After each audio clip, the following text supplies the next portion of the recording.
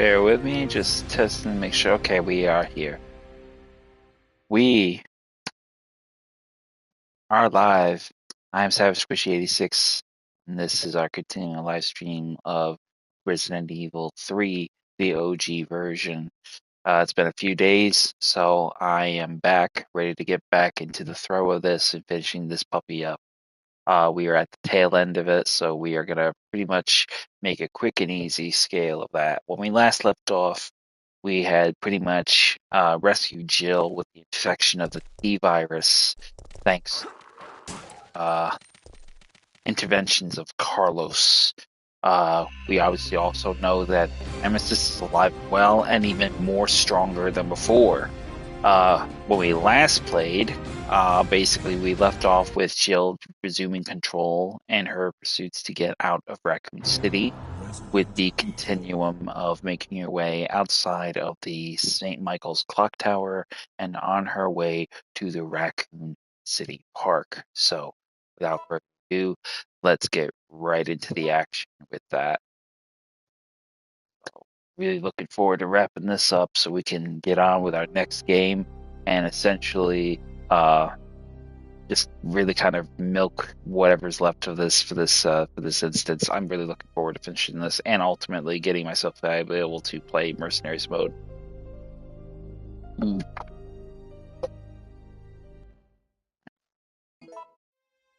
So we're gonna immediately head over to the storage box, drop off our ink ribbons that we no longer need. We've used them. We have the key to gain access to the park now, so we're gonna head that way. Now, it's not really entirely certain what kind of enemy we're going to encounter here in the park. When you enter it, depending on the choices you've made up to this point, will determine essentially what enemies you will encounter. Just got to get those zombies back and get them out of our way. We used the park key, so we're going into the park now. Now, we may encounter zombies or we may encounter hunters. There really is one lesser threat to the other. So if it is hunters, just be ready to use your most strongest weapon available to drop them.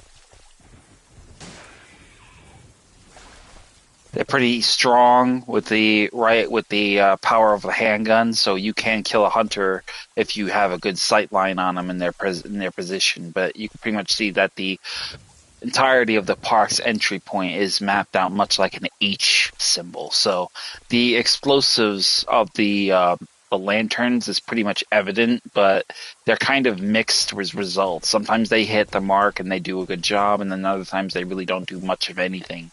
So we pretty much have that already figured out. Let's go ahead and pull up the map real quick, though. We don't have an exact layout of the park itself right now at present, but we are going to take a detour. Instead of going left, we're going to go right down the steps here. This will take us to a small sort of waterbed of an area. Now, you will encounter hunters here as well, particularly the hunter gammas. So have your shotgun ready, and then once you get to this point, you're going to backwards walk, and this is why.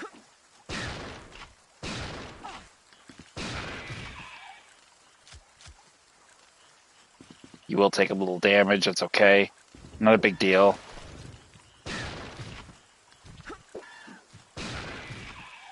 If you're lucky, you can get 2 shots on them. Usually 2 shots is enough to drop a hunter. It doesn't really make much of a distinction, but, I mean, it does help. So having that extra wiggle room of distance to your credit is exactly what you're going to want and need. Now, once we get to this point, we're going to equip our handgun.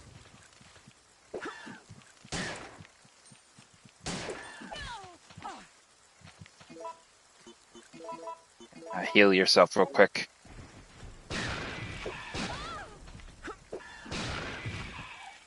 We may encounter, obviously we encountered some hunters here. I was actually expecting some, zombies, but it seems like we didn't get that far. Matter.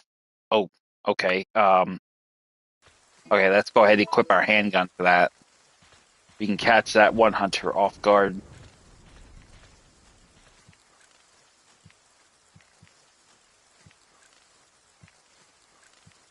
Come on, boy. You can hear that little subtle like dump, dump, dump, dump.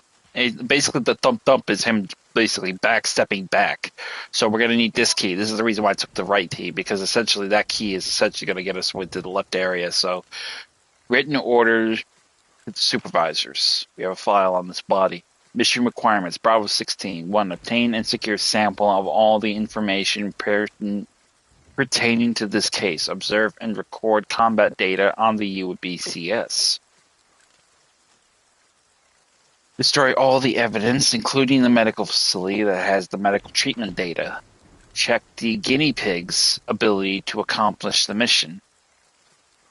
Once your mission is complete, evacuate the area. Remember that you must not help anyone who is not a supervisor, nor bring anything back that might be traced to where it belongs.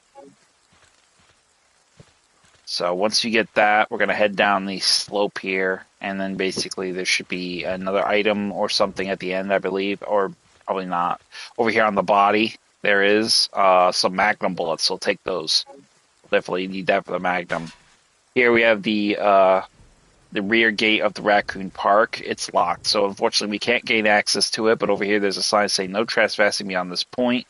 So you essentially know there's something pretty important here. This is essentially the medical treatment plant where we're going to be going to. The Dead Factory is otherwise known as, particularly a pun name intended for the fact that they're the ones who dispose of all the zombies and experimentation garbage, so to speak. So that's our target area, but we can't get through that point. So we're going to head back the way we came. Make your way through the creek area.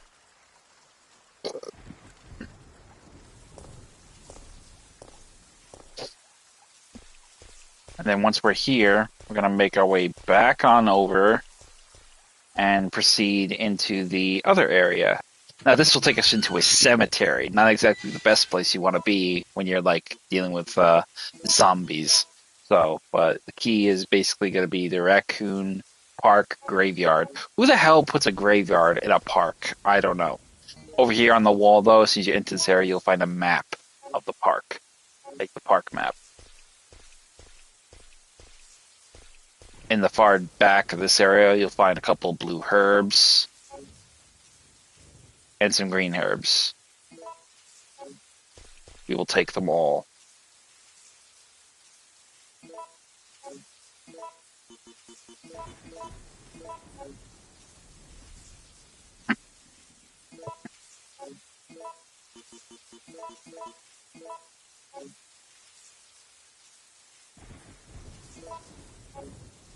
We're going to use one green herb to heal us because we did take a couple of hits from the hunters. So let's mitigate that. Now here we have a puzzle system, essentially. Basically, the entirety of this is going to be pretty intricate for its making, so we'll see if we can figure it out here.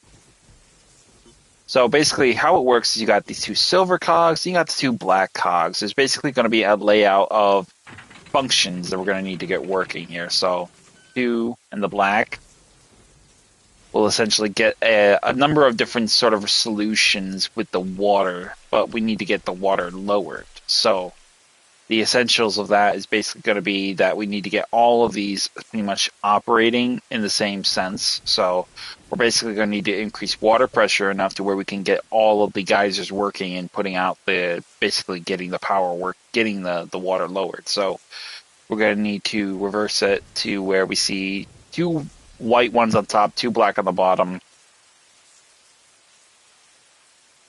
2 on the left, 2 on the bottom, split 2 on the you know, you get the idea. So basically, each of these little green light indicators are basically going to be different geysers for the solution of the puzzle. But what we need to do is shut it down. So what do we do?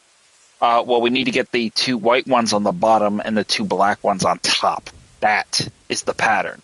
That is the solution. So these are all basically possible solutions, but we need to see about a solution that isn't on that panel. So what we're going to do is basically move. Oh, that's not it. I don't know why I did that. So let's try again. Move that one there. Oh, that's not going to work either. Let's see. It's going to take a bit of a trick to it because I gotta kind of remember it. But you can see there we have the 2 there. So, welcome to the stream, viewer.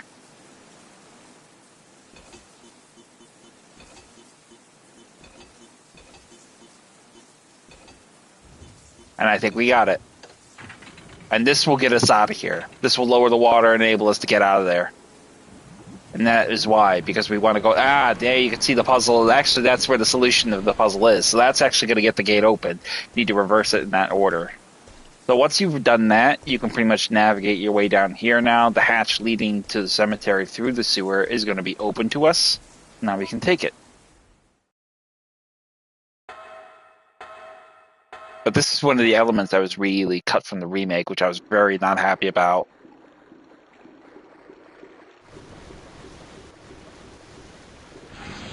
That would be the gravedigger making its way here. Now, if you don't hurry, some of the little bloodsuckers will drop from the ceiling. You'll have the water. There'll be some that swim in, and then there'll be some that'll drop to the ceiling up here. So essentially, you want to get up the ladder as fast as possible to avoid them. As you can see, zombies will immediately start resurrecting in this area.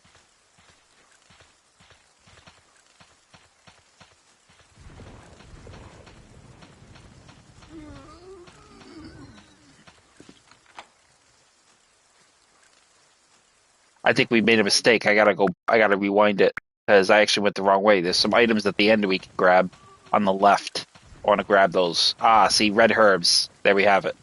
That's essentially what I missed. So grab the red herbs on the left before you go right. Then you can mix them and you get some fresh herbs in your inventory, which is exactly what we want.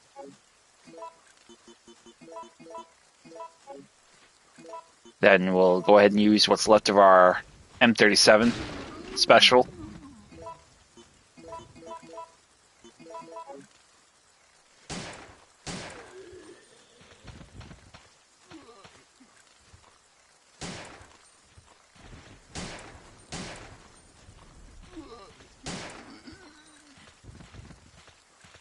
And with that being said, we'll run through here, bypass the zombies, and just make ourselves right inside this little graveyard cabin.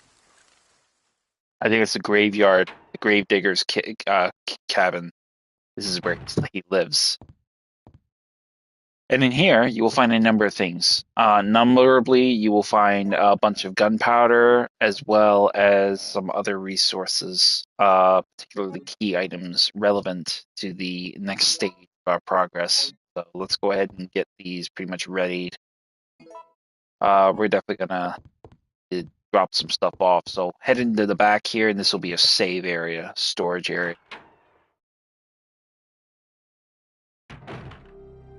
Inside, you will find the first aid spray on the cabinet over there, but ultimately our real goal is basically to get in here for this item here. So get out your Magnum, really reload that. We're gonna save that.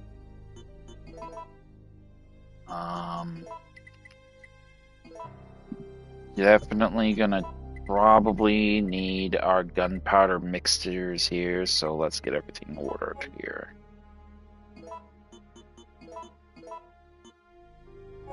Actually, matter of fact, where's my grenade launcher? Because I may make some grenade shells. I haven't made any grenade. I got 18 grenade shells there.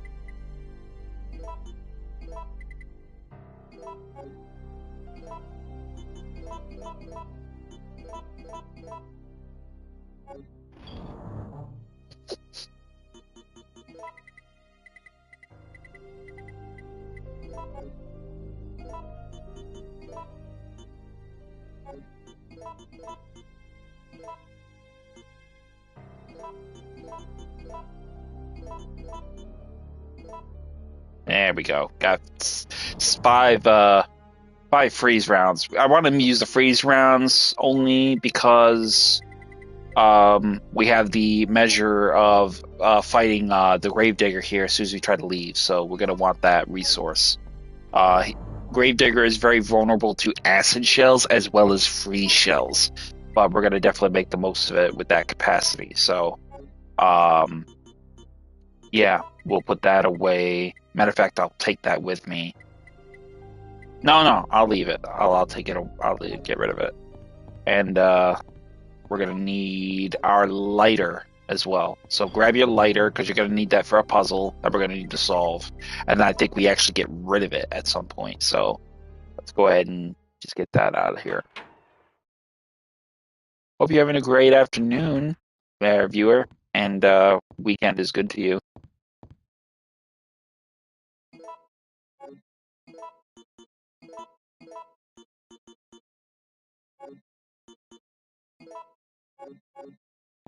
Go ahead and grab this pipe.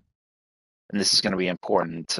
Pry bar, iron pipe is essentially going to serve as a pry bar. That's the impersonal notion behind it. So we're going to take that. You're going to go over here, and you're going to see a pile of wood. We're going to need to burn that wood. And then you'll see that there's actually a missing block in the back, which we're going to use to basically pry open the spot. So we don't need a lighter no more. We can go ahead and discard it. And then we're going to go ahead and use the pry bar to break through the fireplace wall.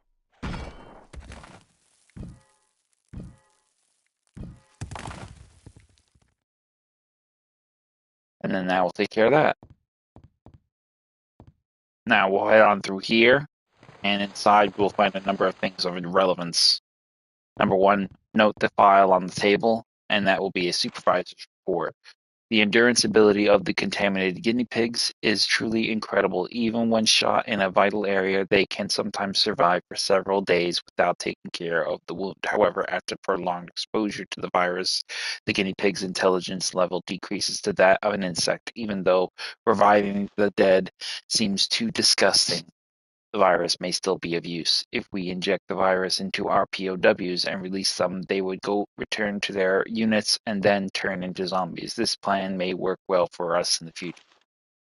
In certain areas, the virus seems to have caused the mutation of animals and plants. It may be difficult, but it'll make a good sample for the bioweapon development. I've heard that there is a giant alligator, but I have only encountered a giant creature moving underground. I don't even want to imagine what creatures spawn that monster. I encountered Nemesis. If I didn't know about it, I'd have been contaminated and would have been one of them by now.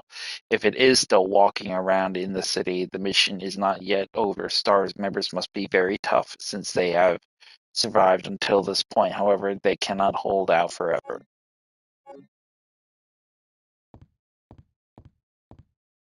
Inside the coat, you'll find some ink ribbons.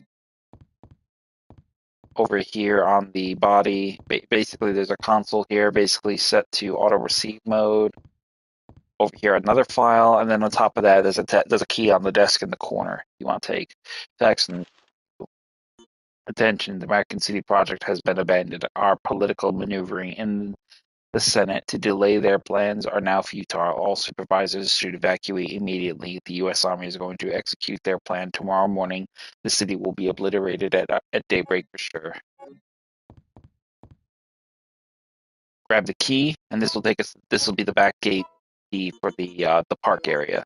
So we're gonna take that rear gate. That is going to be our way out of the park. Over here, we will have also some grenades. Oh, geez, I don't have any room. I'll have to come back and grab these. Shit. So I'm going to have to come back and grab these. Oh, got a message. All supervisors, mission terminated. Return immediately. Repeat. All supervisors return immediately. Over.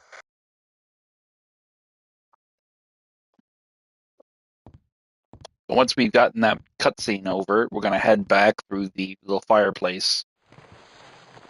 And we will encounter Nikolai. Quite impressed you've managed to stay alive up until now. And you seem to be doing a pretty good job of looking out for yourself. How about helping out? I have no intention of helping you. Because we're nothing but pawns in all this? In a manner of speaking, you are. Our employers wanted a detailed analysis of the zombie beings which were created through infection by the T-virus. You're saying that they deliberately sent in a military unit to be butchered by their creations? Not exactly. Although the conditions encountered on this operation were extreme, it was an unexpected outcome that the team would be wiped out. We were only required to collect live data from the subjects. Ah! Another mutant! And then Nikolai will run away like a chicken that he is.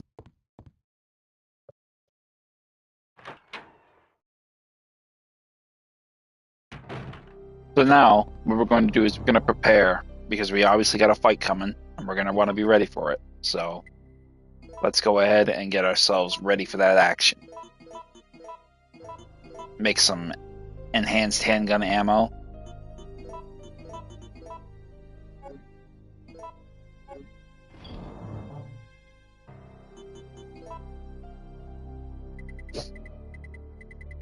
Gonna go ahead and get our mine thrower ready. And our explosive grenades ready.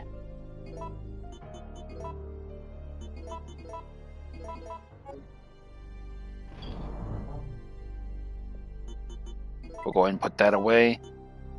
And we're gonna go ahead, I think,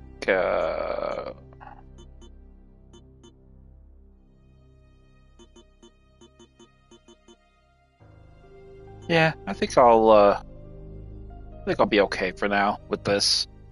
I'm definitely gonna want some healing items though. Let me see, what do I want to get rid of? I don't think I'm gonna take the mine thrower. I think I'll leave that here, but I will take one of my first aid boxes and one mixed herb. And then we'll go back and we'll get those grenade rounds and we'll get moving. Now, the fight with the Gravedigger is going to be pretty much a kind of... It's not really an optional fight. You have to fight the fucker in order to get rid of it. Essentially, he will be basically trying to tunnel underneath you and launch out on unexpected points to basically attack you. The trick to anticipating his attacks is basically to walk backwards. It's a little convoluted, but it'll, it's better in practice if I show you. It's a strategy that I've always used. It's still something that I think is, widely superior compared to the former. Now, I normally would save freeze rounds for the Nemesis, but in this particular instance, I'm going to enjoy... Well, actually, I could probably... Yeah, I'll use the explosive ones, because I do want to use the freeze ones for the Nemesis later on. But I may actually use the freeze rounds anyway. Yeah, I'll just use and get him over with. I'm very indecisive. I'm always looking for new ways to beat that boy's ass, and I always get... I know a lot of people like using it because it slows him down. So once you try to leave, What's going on? the Gravedigger will appear and tunnel around, taking out most of the cemetery. What is that? This was the other boss we did not get to fight in the remake, because there was no Gravedigger boss. So once we get through here,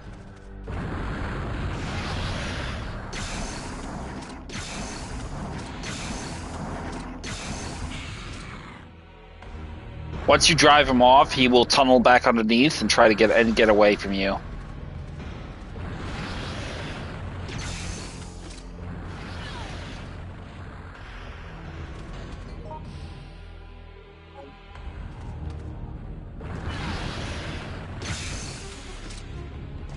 His attacks are really strong to the point where they can actually do a lot of damage very easily.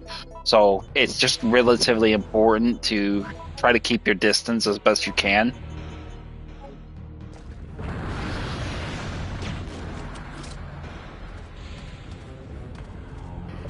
but periodically he'll appear like this, and you can get a couple easy shots on him.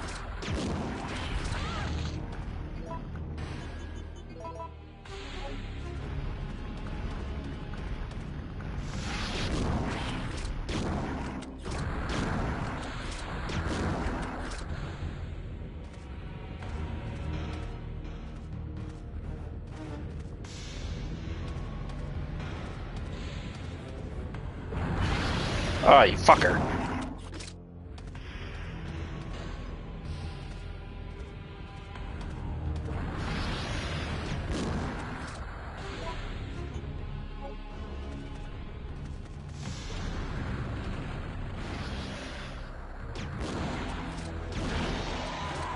Now, if you don't do enough damage, obviously he's dead now, but there's actually a measure where you can actually just sort of ease him down, and then you can actually knock down these electric poles, which will electrocute him the minute he touches the water.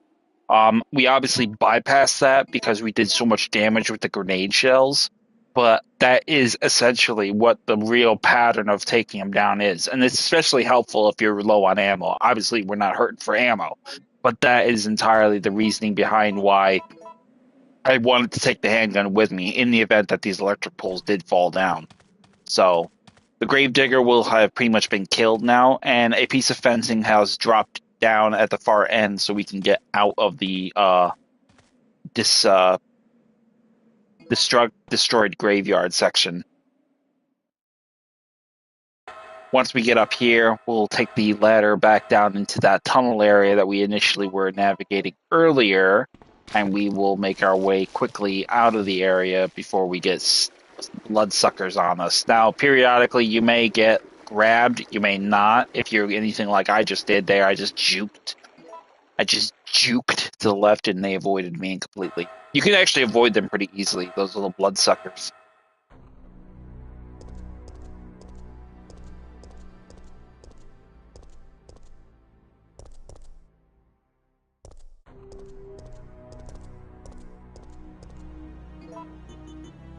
We'll go ahead and have our fun with an assault rifle for a little while.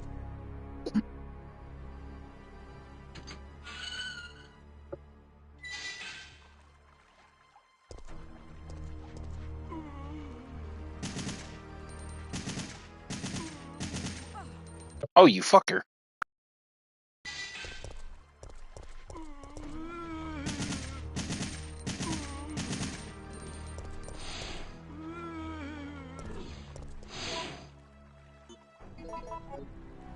Time to change the game.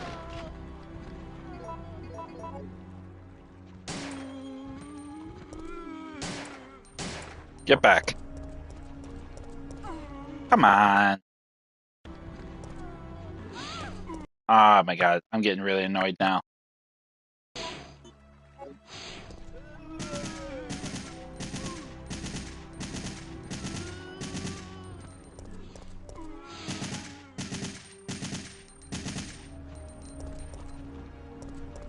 Dimensions wise, you wouldn't think you get hung up by this one big gap space between the railing and the corner, but again, you learn and you live, you learn and you live and you learn. So we're gonna head through here and basically take ourselves to the rear gate, which will take us out of the park and on our way to the dead factory.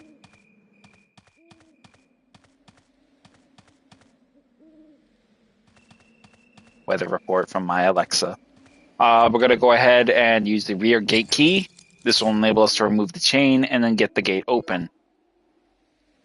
Now, upon approaching the dead factory, we will have a encounter once again with the Nemesis.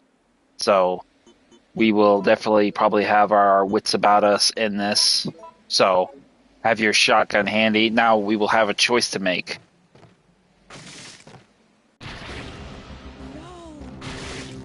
He will destroy the bridge in the process, so we cannot go back the way we came. So now we have to decide: are we going to push him off, or are we going to shove? We got to jump off, or we got to push him off? Now, typically, I would do the jump off, because it is the better way I would like to pursue the game. But for the sake of play style and time, I'm going to do something a little different. I'm going to push the Nemesis off. So this will force basically the Nemesis to either go it, depending on whatever choice you make, it essentially gets rid of the Nemesis. The Nemesis will have to enter the building through the bottom level that you would otherwise have to take if you jumped off. But you will be able to take the upper level unimpeded if you do this. So we're going to go ahead and push his ass off. He will take him, rush, take a shot, and you will shove him into the drink.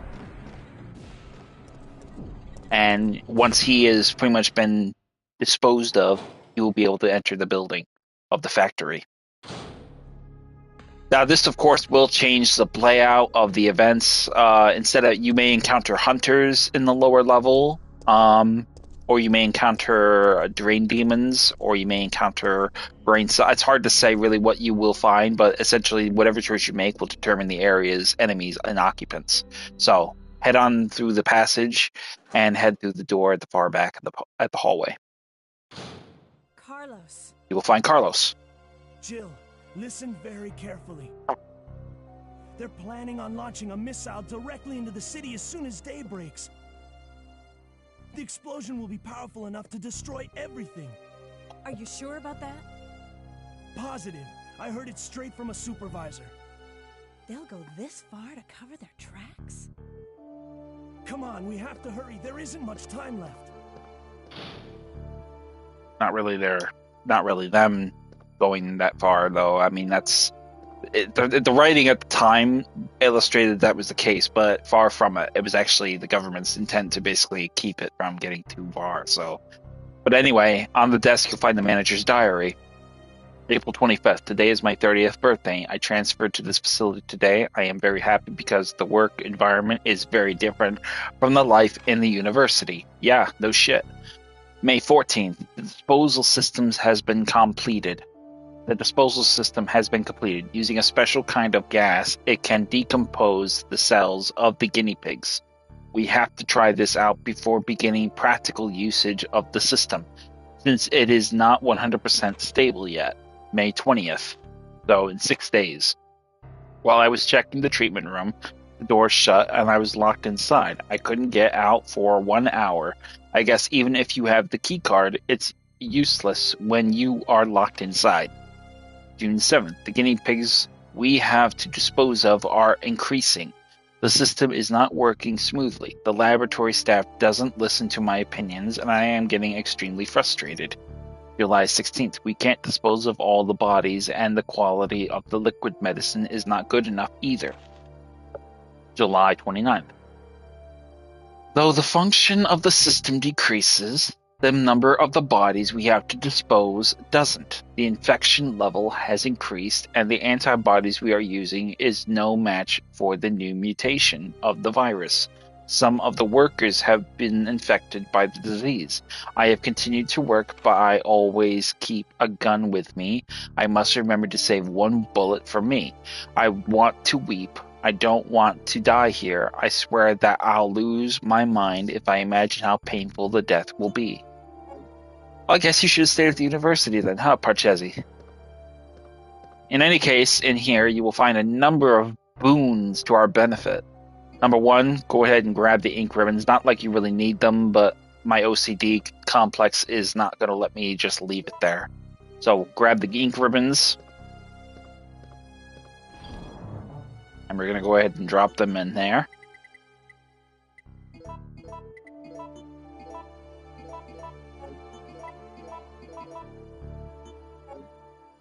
And we're also going to make magnum bullets for the first time. Well, actually, probably no.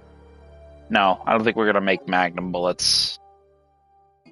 Actually, yeah, I think we will make magnum bullets. I really didn't really want to, but I was really wanting to use some of my enhanced shotgun ammo, but, you know, I really want to get a fair shake of using every avenue of munitions I can get my hands on. So what we're going to need to do to make magnum bullets is essentially A and B's to make C's.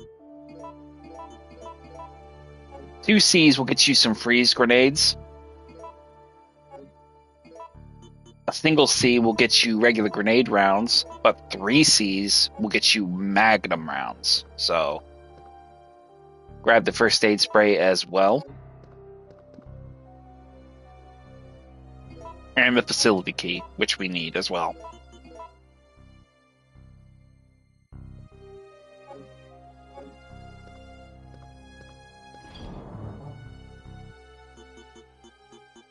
We'll go ahead and drop off the first aid sprays. And we'll take one of the healing items. Take the bullet maker, the bullet making tool, and bang. Magnum rounds. Beautiful. Now we can actually get a little crazy and use the Magnum because we got some reserves of munitions available to our credit that we can use. We're going to also leave our grenade launcher here.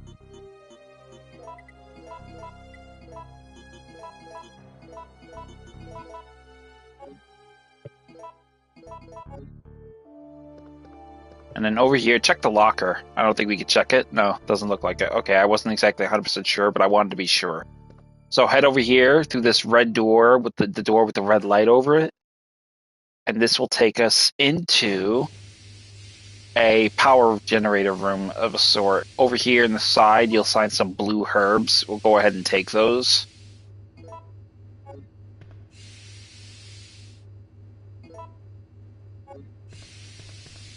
And then basically we're going to have a few things we're going to need to do here. So we got a bit of a puzzle thing. So we're going to need to basically tinker with these switches.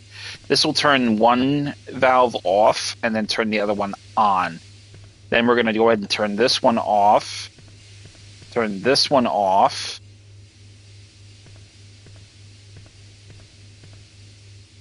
And I think...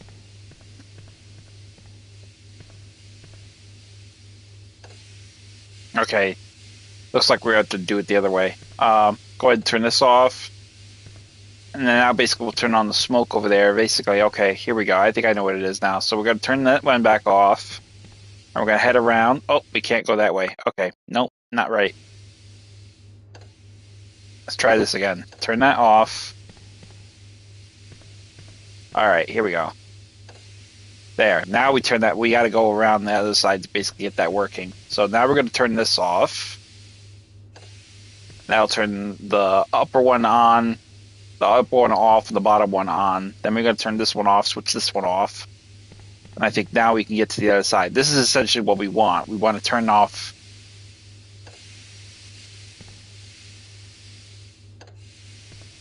So now, basically, that's the order. I think that's the proper order. Turning that off, we'll turn that on. And then basically over here, turning this switch on, we'll turn them both off. There we go. So the controls to the power for the safety system is set to standby mode. Will you switch the press the switch? Yep.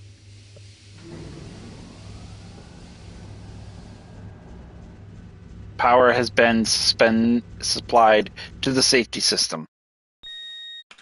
Now that is essentially the door we want to get open. For right now, we can't really go in there yet. We need to get another part of the lock open. So let's go ahead and switch that off. Get the fumes turned off for that. Then this one to move into there. Before we go down the elevator, let's drop off these blue herbs real quick because we're gonna go down the elevator. That's essentially where our next destination is gonna take us.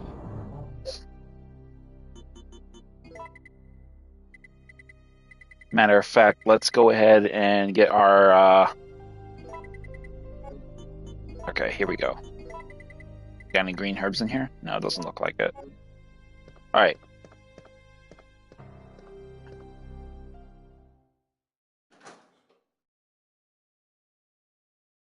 So once we drop off the blue herbs, go ahead and... Oh, it's locked. We need a card key. Okay. Got it.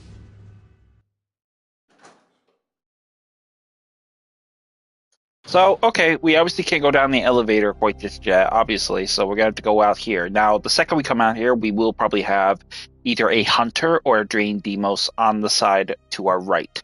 There is an explosive charge on the wall, so immediately aim for the charge with the R2 button or the right bumper, and then open fire. Oh, nope, we didn't got it there. Where is it? Right here. Nope. Yep, there it is. Bingo.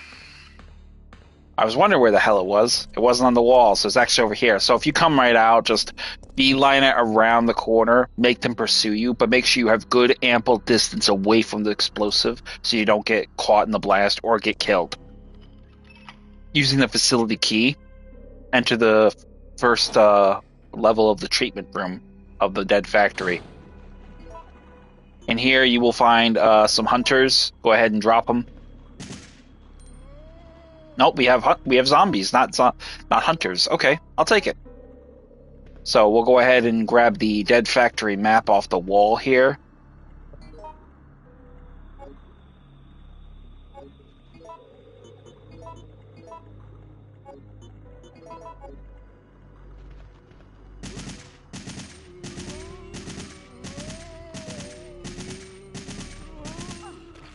Oh, you fucking asshole.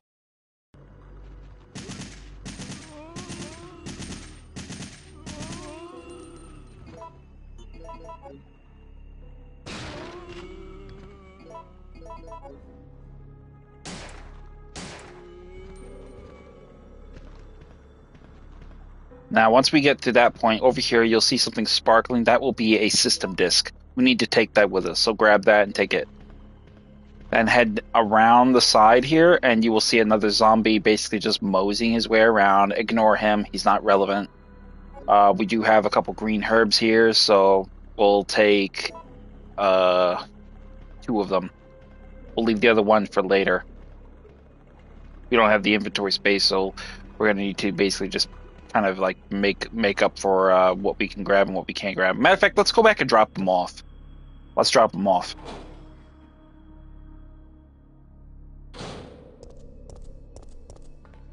We got a red herb, we got a blue herb. We'll make another mixed herb for the sake of it, so. Matter of fact, we'll actually swap them out. We'll swap out the green herbs for the red herb and the blue herb. So there we go.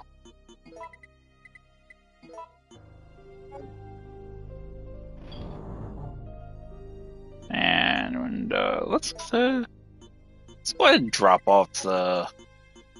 Yeah, we'll drop off this mixed herb here because we don't really need. We're gonna get a mixed herb once we mix all these herbs together, the green, red, and the blue, from the first floor treatment room.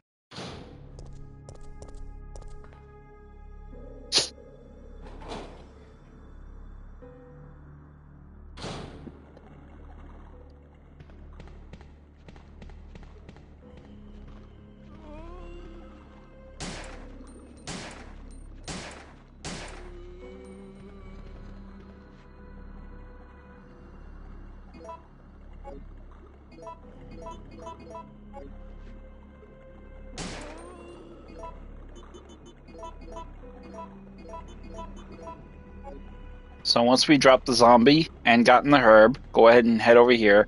This is essentially where our destination is going to take us. We want to get this door open. So we're going to take the elevator down.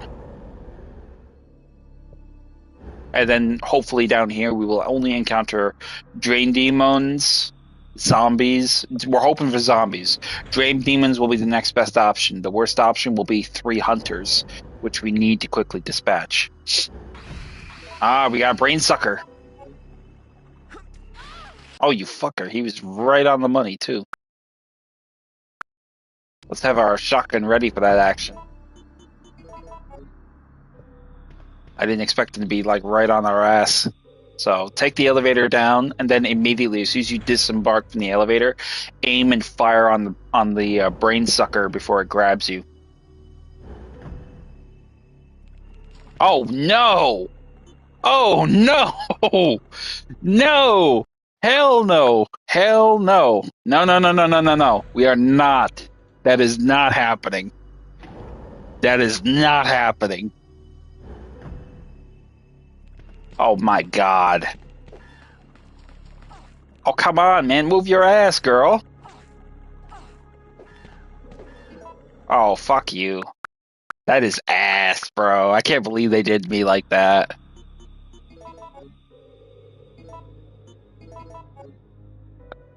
Like, see what I mean, though? It's like it fucking does that. It's just such a dick move. First it gives us brain suckers, then it gives us hunters. Oh.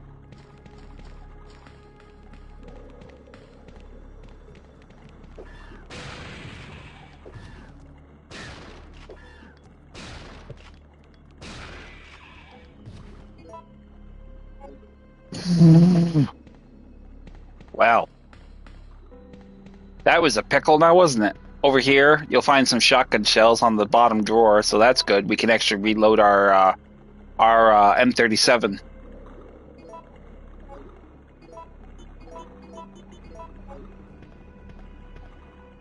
The water pollution control device has stopped functioning. It displays an error message. We need to get this thing working, I think. If I remember the game right. Oh, you know what I remember? This is the water sample puzzle. Now, everybody who's ever played the OG Resident Evil 3 hated the water sample puzzle because it was so fucking hard. So, I am almost looking forward to this a little bit.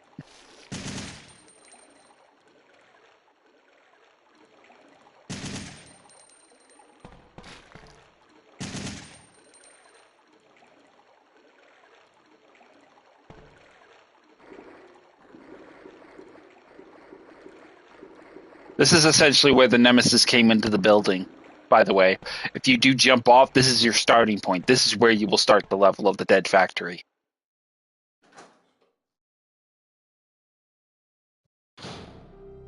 And here will be a storage room, which is essentially also where we will find the water sample puzzle featurette.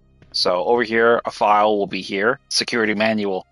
Security of the plant. Since this plant is a facility under the disguise of a deserted factory, civilians will sometimes enter. If this should occur, do not hesitate to shoot them. If they choose to surrender, arrest and then transfer them to the laboratory as new guinea pigs. You will be rewarded. Maintenance of the device. This entire plant is controlled by an epidemic prevention system. When contamination is detected in the treatment room or decomposed specimen pool, the plant will automatically be locked down for isolation. In that case, you must follow the manual to unlock it if the contamination is over the limit. The whole system will automatically lock down. Then you must remain in the plant and wait for the subsequent orders. Those who leave the facility without permission will suffer extreme consequences.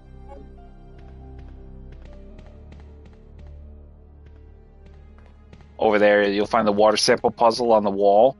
Over here, you'll find ink ribbons. We'll go ahead and grab these and drop them off.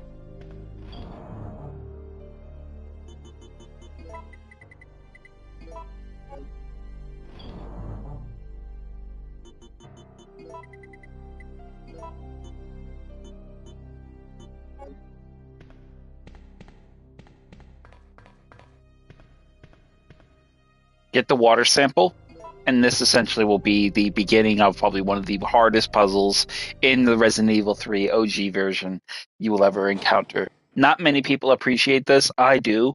I actually had the solutions for 3 possible puzzles lined up perfectly, and it really was such a pleasure to do it. It was a real challenge. I mean, don't get me wrong, but I mean, it was definitely not something that anybody and everybody really liked.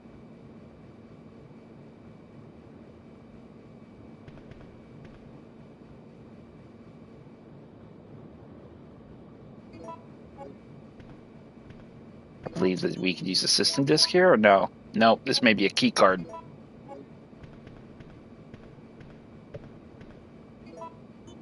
So go over here, and you're going to use the water sample here.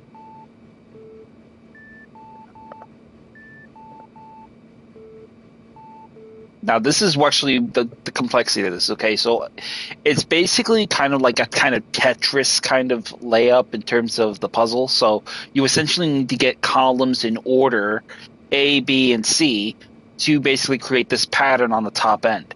So how do we do it? Well, we're going to start with, this is what we got with what we lined up. We need to get the bottom one to look like that one on the upper level. So we're going to turn valve A. So Let's go ahead and turn it. Turn it.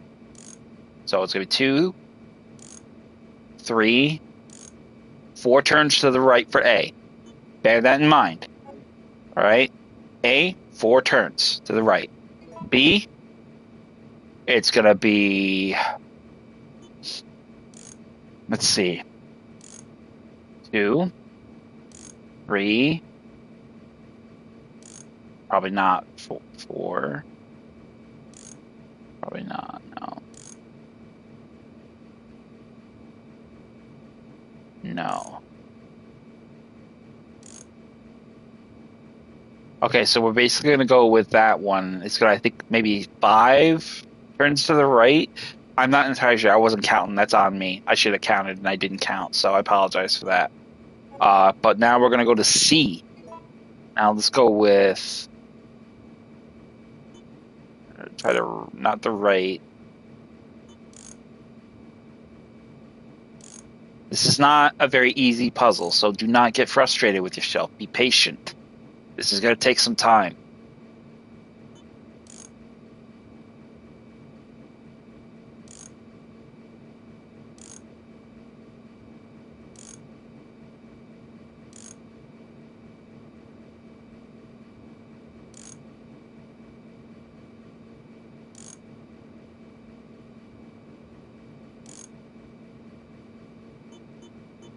Okay, I don't think that's...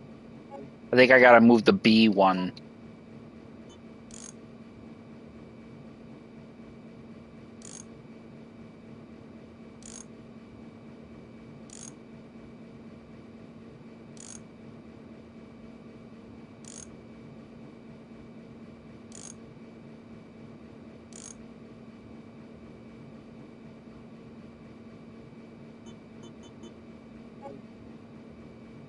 I think this is gonna be a tricky one.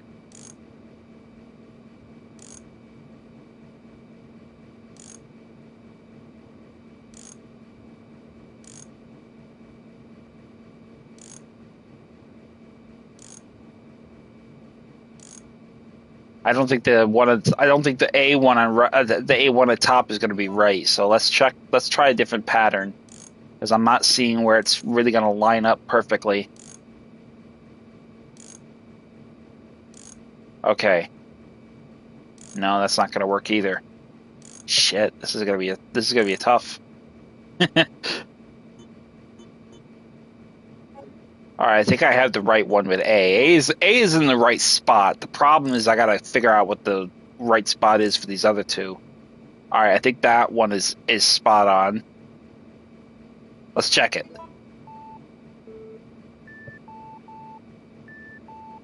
I still got it.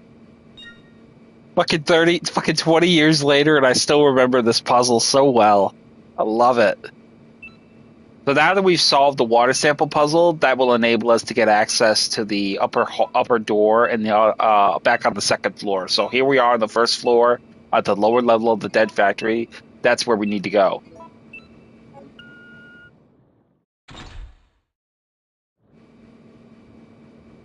So now that the lock has been released, we can effectively move on. To get that door open, we will need this. To get that door will open, but there's another door within that will require the system disk.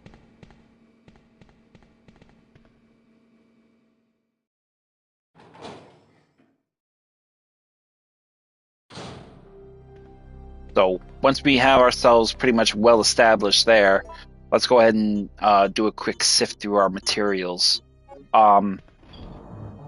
We don't need our handgun. We don't need our handgun ammo, so we're gonna actually dip that. We're gonna ditch that. We're gonna take our mine thrower,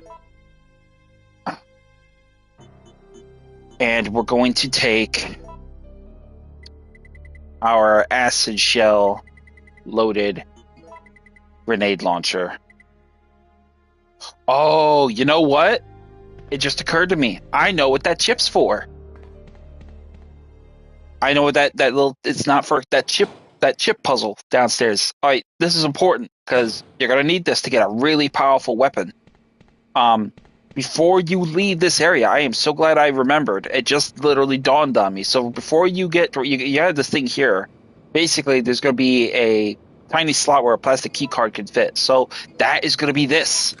Use it, and it will imprint a little barcode pattern on it. You need this to get access to a really powerful weapon, which will be at the bottom of the elevator. That is important. Do not forget that. So grab that key and make sure you use it on that machine. If you forget, you will not be able to get that weapon, and that weapon will help you with the final boss fight with the Nemesis at the end of this game.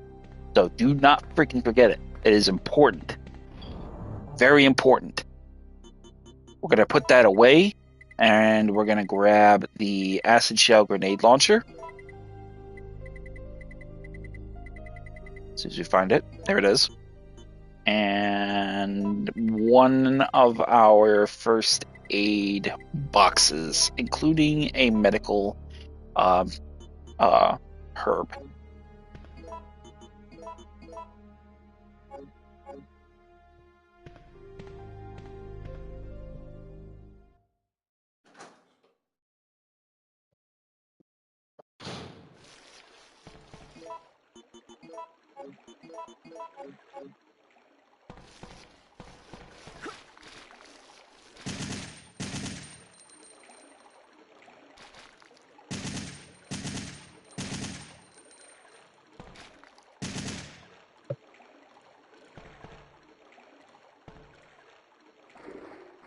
Once you dispatched all of those little freak shows, we're going to immediately head our way up here and ready ourselves for possible contact with hunters. If there's hunters before you come in, there's going to be surely hunters when you come out. So have your magnum ready. I am not getting surprised by them again. We've used the explosive geometry. We don't have the element of that at our benefit. So take advantage of the opportunity to basically one-shot these guys with the magnum. 3 shells is all you really need. Wait for the other one to come into line of sight on the stairs so you have a clear shot. And it also won't be able to really target you right away because it's going to be pretty much at a disadvantage. Oh, you fucking dick.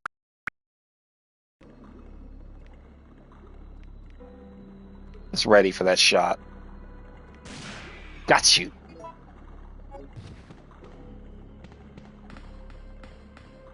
And after we dispatched all the hunters, immediately head up the stairs, and basically you will see that basically this entire room is one big acid pool, basically to dissolve bodies, essentially.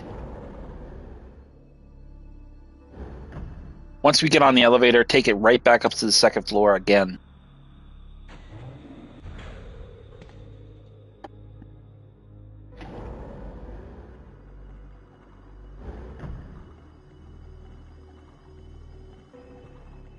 Alright, so once we get to this point, we're going to head to the left and immediately enter this little treatment room setup.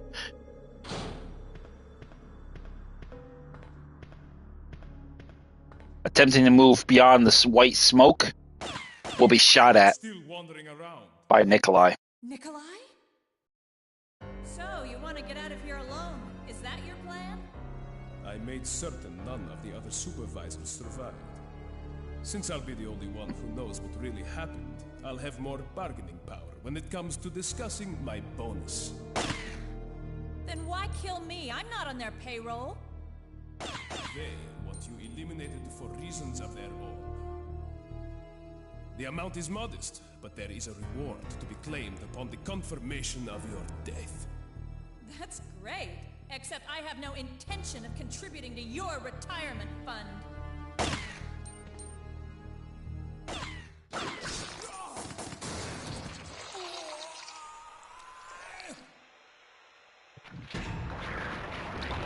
Now, ironically, this is actually in the book. Nikolai does die in this sense at this point in time.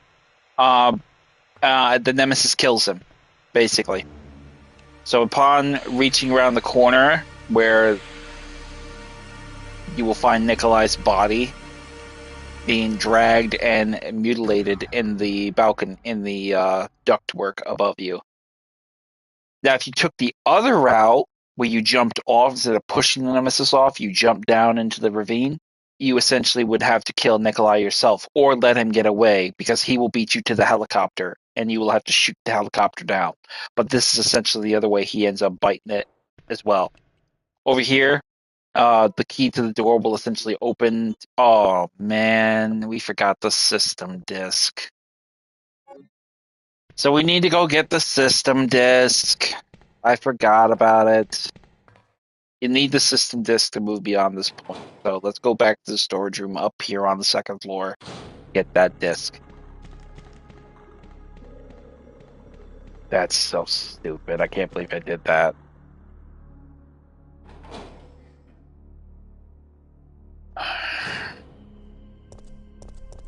I got so hyped remembering about the key, I completely forgot about the system disk.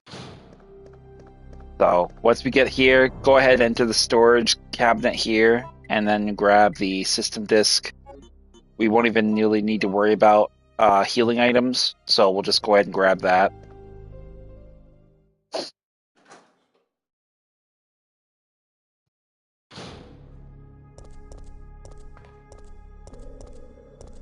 Oh, wrong way. Duh.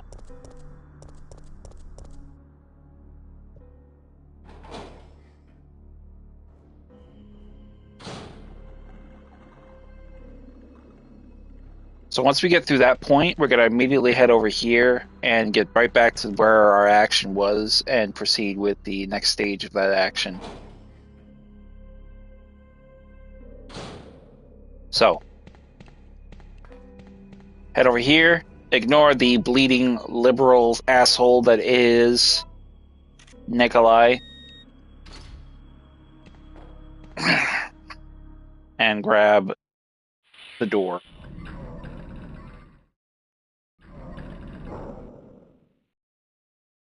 Warning. Proceeding with operation in treatment room. Please evacuate immediately.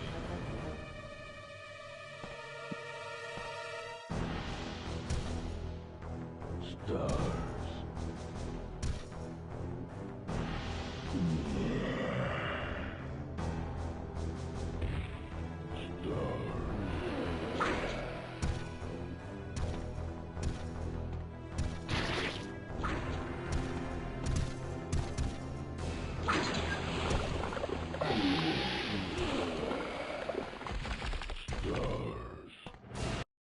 So this stage of the fight, this is essentially a boss fight with the Nemesis, much like the clock tower.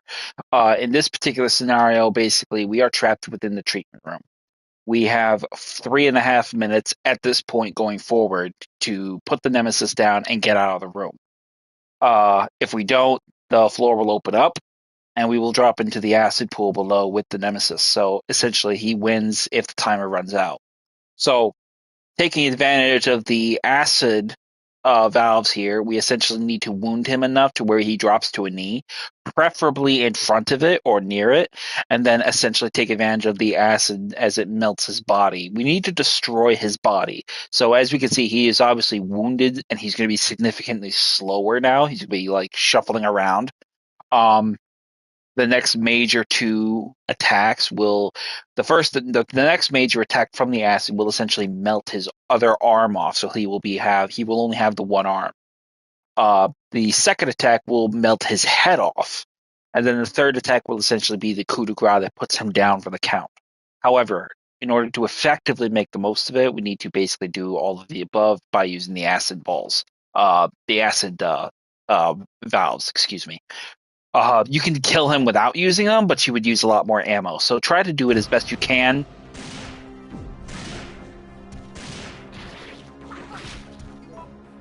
Periodically, you will have instances where you will have to basically take advantage of it, but we can do that.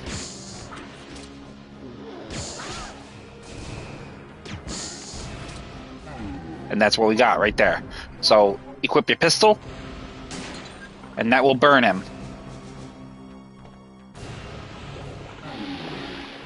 There goes his head. No, there goes his arm. Not his head yet. So we're gonna immediately run away and just get some distance between us. Use our mine thrower to basically do some damage.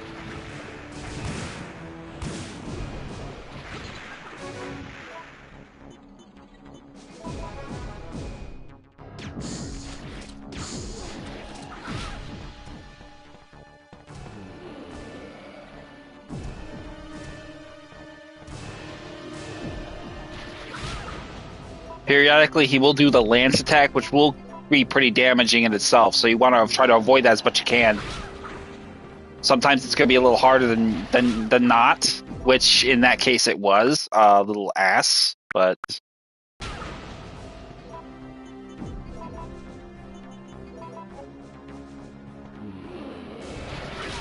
Come on.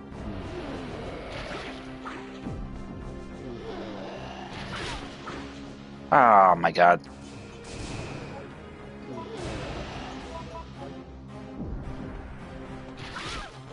Really, dude?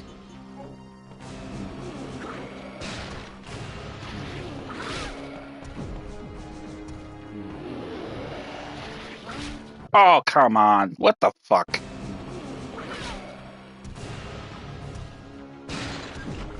Fucking burn, you fucker.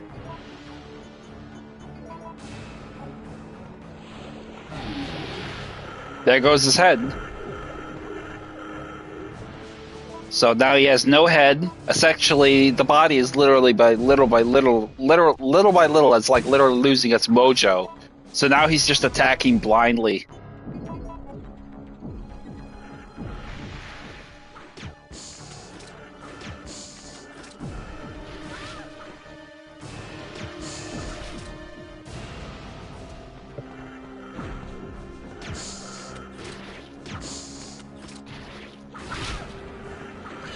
Oh, damn.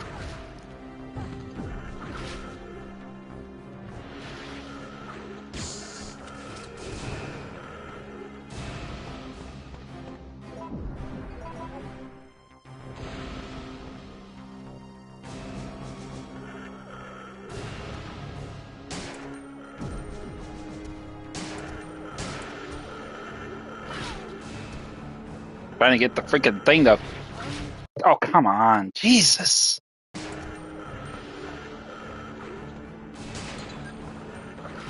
Burn, fucker.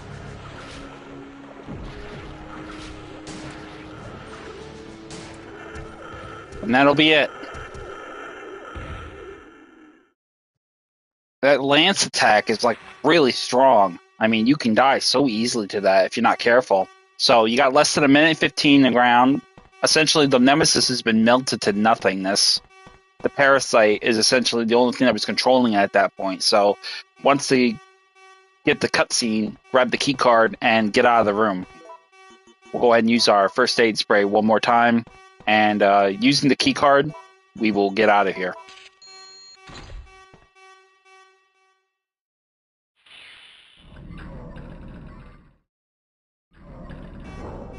And then effectively, the treatment plant will start disposing of the bodies. In this instance, the Nemesis will be one of those bodies, starting to melt away. Missile attack confirmed. So now we're at the end game with the missile strike beginning. So once you get to that point, you're going to immediately head down the pass here and head on through to the... we're going to head for the elevator to get the key card working. You need to get that key card.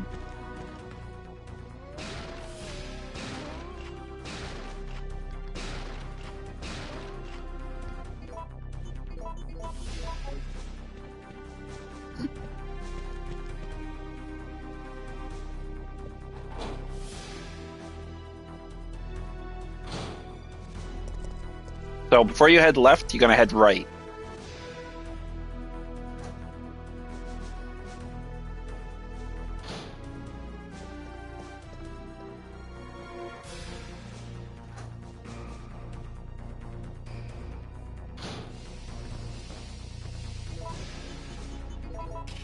Using the key card, get the elevator working, then take the elevator down to the lower level of the first floor. To your left on the table, you will find some grenade shells. Go ahead and take those. We're going to need them.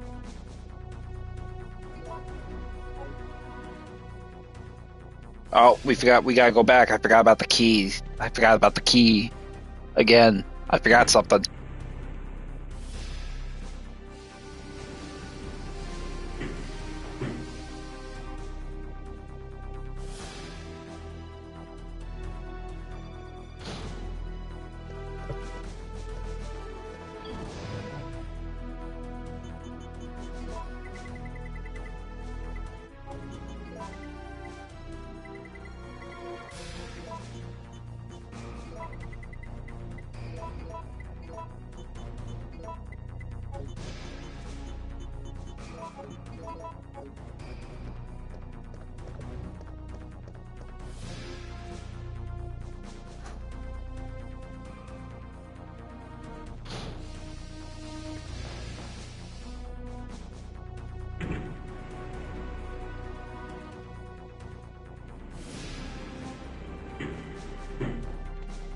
And once you get down here, you basically want to have the little Q chip.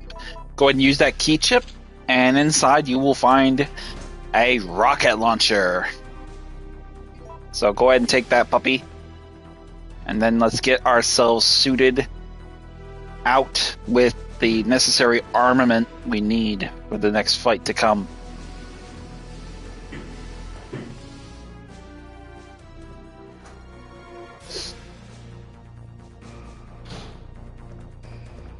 So once we get ourselves situated, let's go ahead and get ourselves acclimated with what we need. So we're going to definitely need our mine thrower.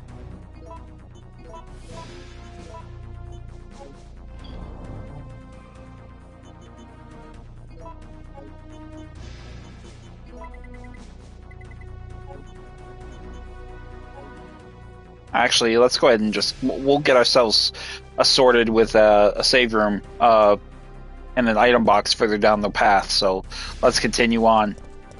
We got everything we needed at this point, so we're going to just immediately go over here, use the key card, and get this door open. Inside, we will have some zombies in our way. We're going to get rid of them. Get rid of the key card.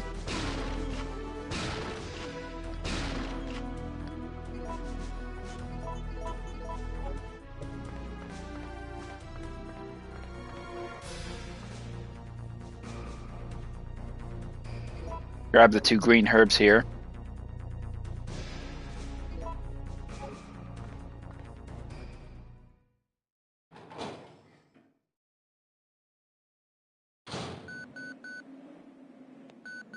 Inside this control tower. Jill, where are you?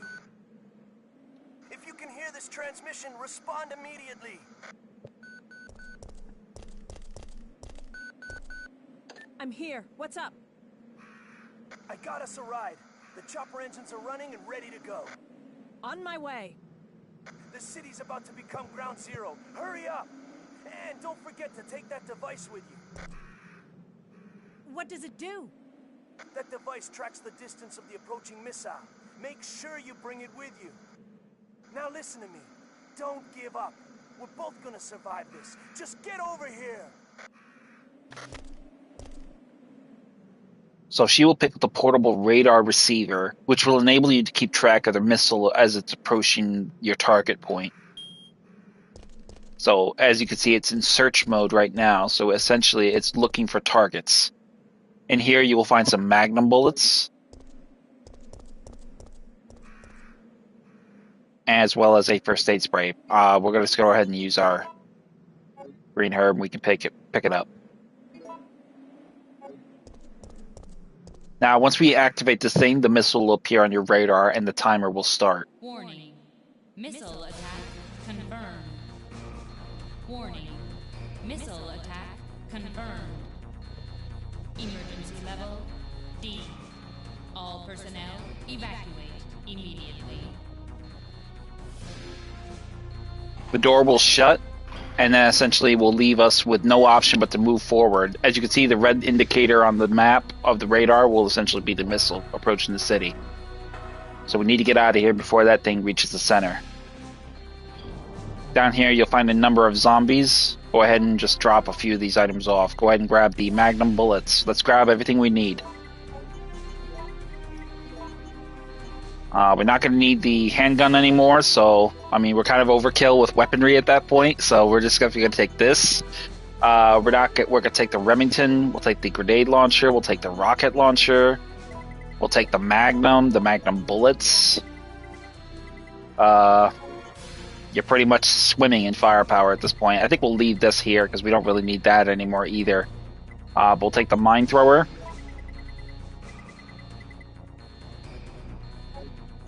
Shit, I got more ammo than I know what to do with than God. I think we'll leave the mine thrower behind.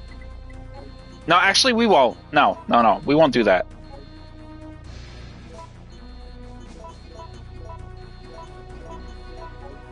We'll take one first aid box with us, because we don't really have room for both. So we'll take one with us, but I don't think we're going to need much more than that. So, and we are ready. Probably overkill with all the firepower, but you know what? I'm going to enjoy kicking Nemesis's ass. Over here, you're going to find a incinerator manual. Basically, this is basically...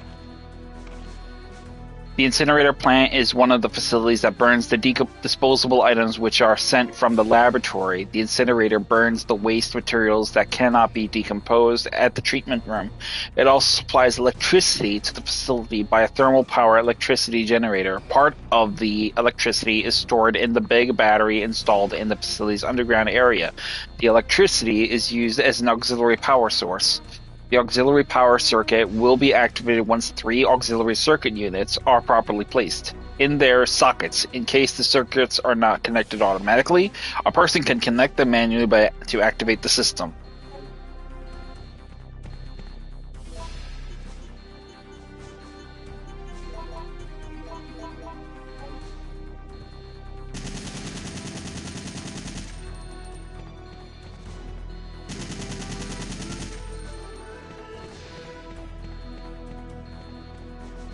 More shotgun shells on the shelf if you need them, but I'm not going to take them.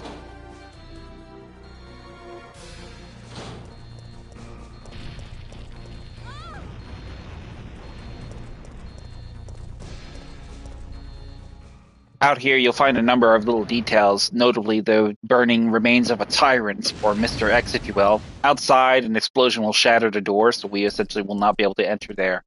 Over here, you'll find the remaining of one of Umbrella's, another one of the tyrants, essentially a super tyrant that is dead against the wall. And then over here, we're going to basically make our way to these number of batteries. So this is essentially the railgun, effectively the actual railgun from the OG version, not like the remake that we saw, the finger, as they call it. We're going to basically need to get this thing working. So, checking system.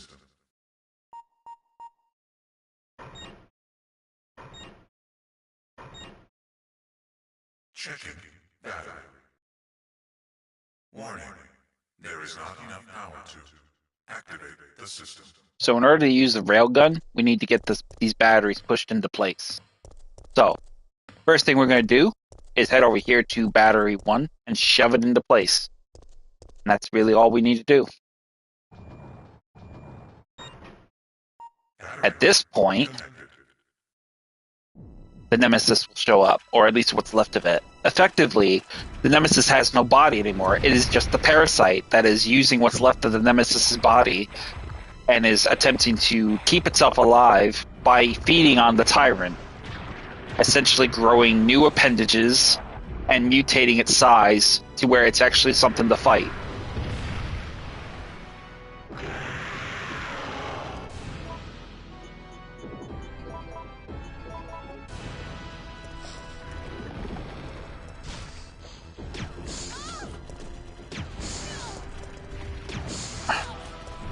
You essentially will have this enemy throwing acid and bulbous amounts of material at you.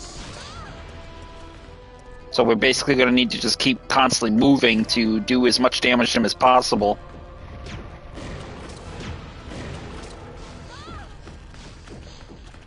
Once we've pushed him to that point, we're going to push this battery in here.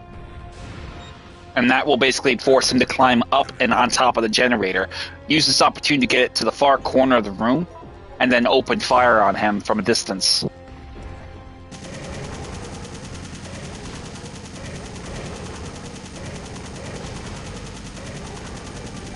Once he climbs down,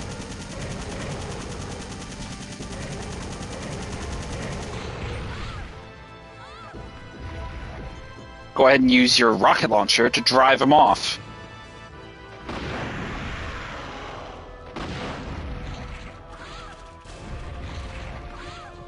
Fucking asshole. Be careful with your health, because he could do a lot of damage. Oh, what the fuck? Come on. He's actually trying to go around. He's trying to rotate his body around to where he can get away from Jill. So we're just gonna keep loading on him and keep him moving.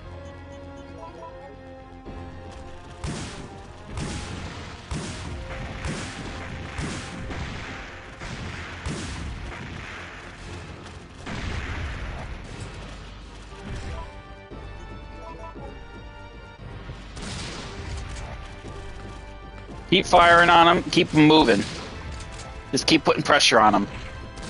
He's essentially trying to crawl back to the body to heal his wounds. That's essentially what we want to have him do. We want him there at that point.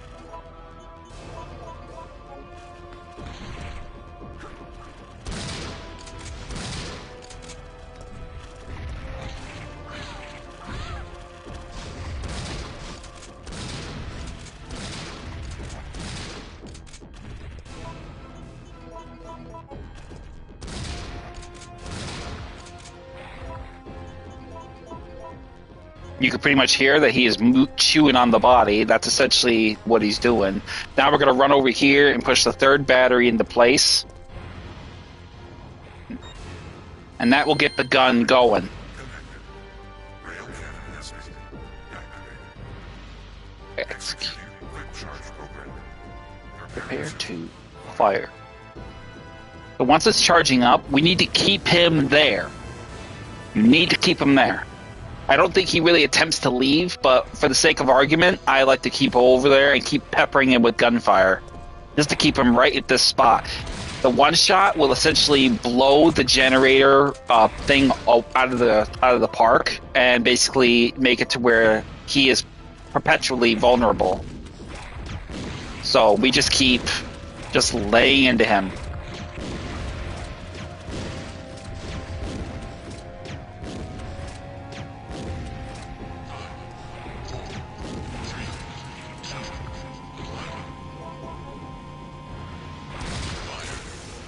That will destroy the main generator and torch the body. The real hit hasn't hit him yet. That's going to change.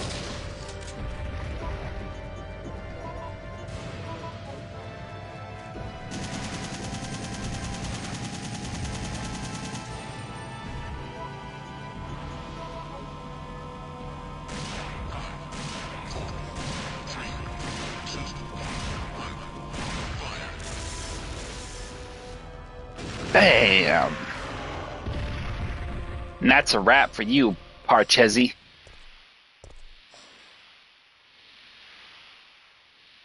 Warning. System overheating. Entering cooldown mode.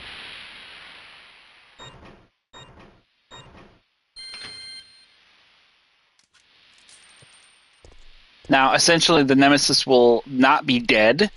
You will have two options. Your final choice will decide this entire sequence. This is nothing major, but this is pretty fun to watch.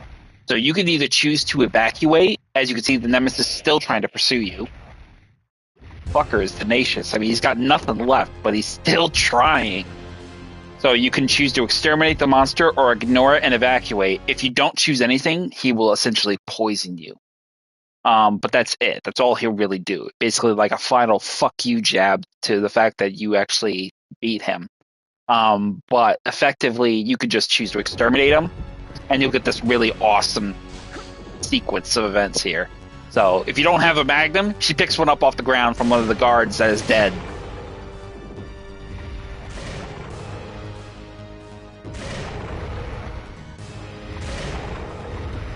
You want want stars?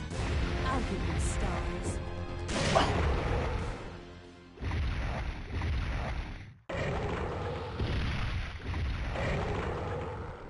I really kind of would feel bad about it if he wasn't such a dick, but I really don't feel bad about it at all. So once you get out there, you're going to immediately hear the door click and lock behind you. And then you're just going to board the elevator, and it'll take you down to the lower level.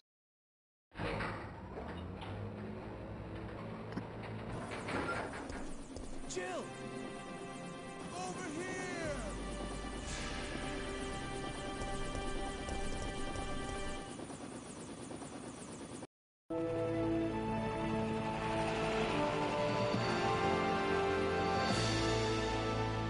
I guess we're all set.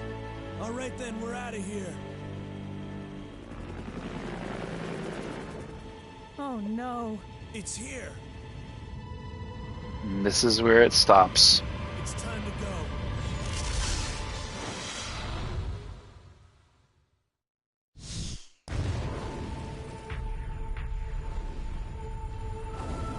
Police station, clock tower.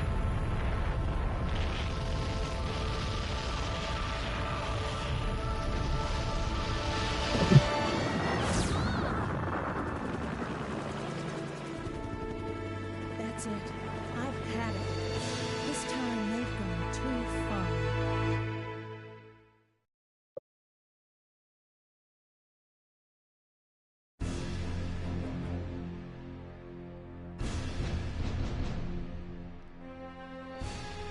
And now we have a rather unfortunate turn of events. It seems that the President and the Federal Council have passed judgment over the civilians of Raccoon City. The President and Federal Council have ruled that the Bacillus Terminate operation is the best course of action for this extreme situation, and have since executed. Based on that fact, Raccoon City has been literally wiped off the map. Current reports have the death toll surpassing the 100,000 mark. Our hearts go out to those poor civilians of Raccoon City.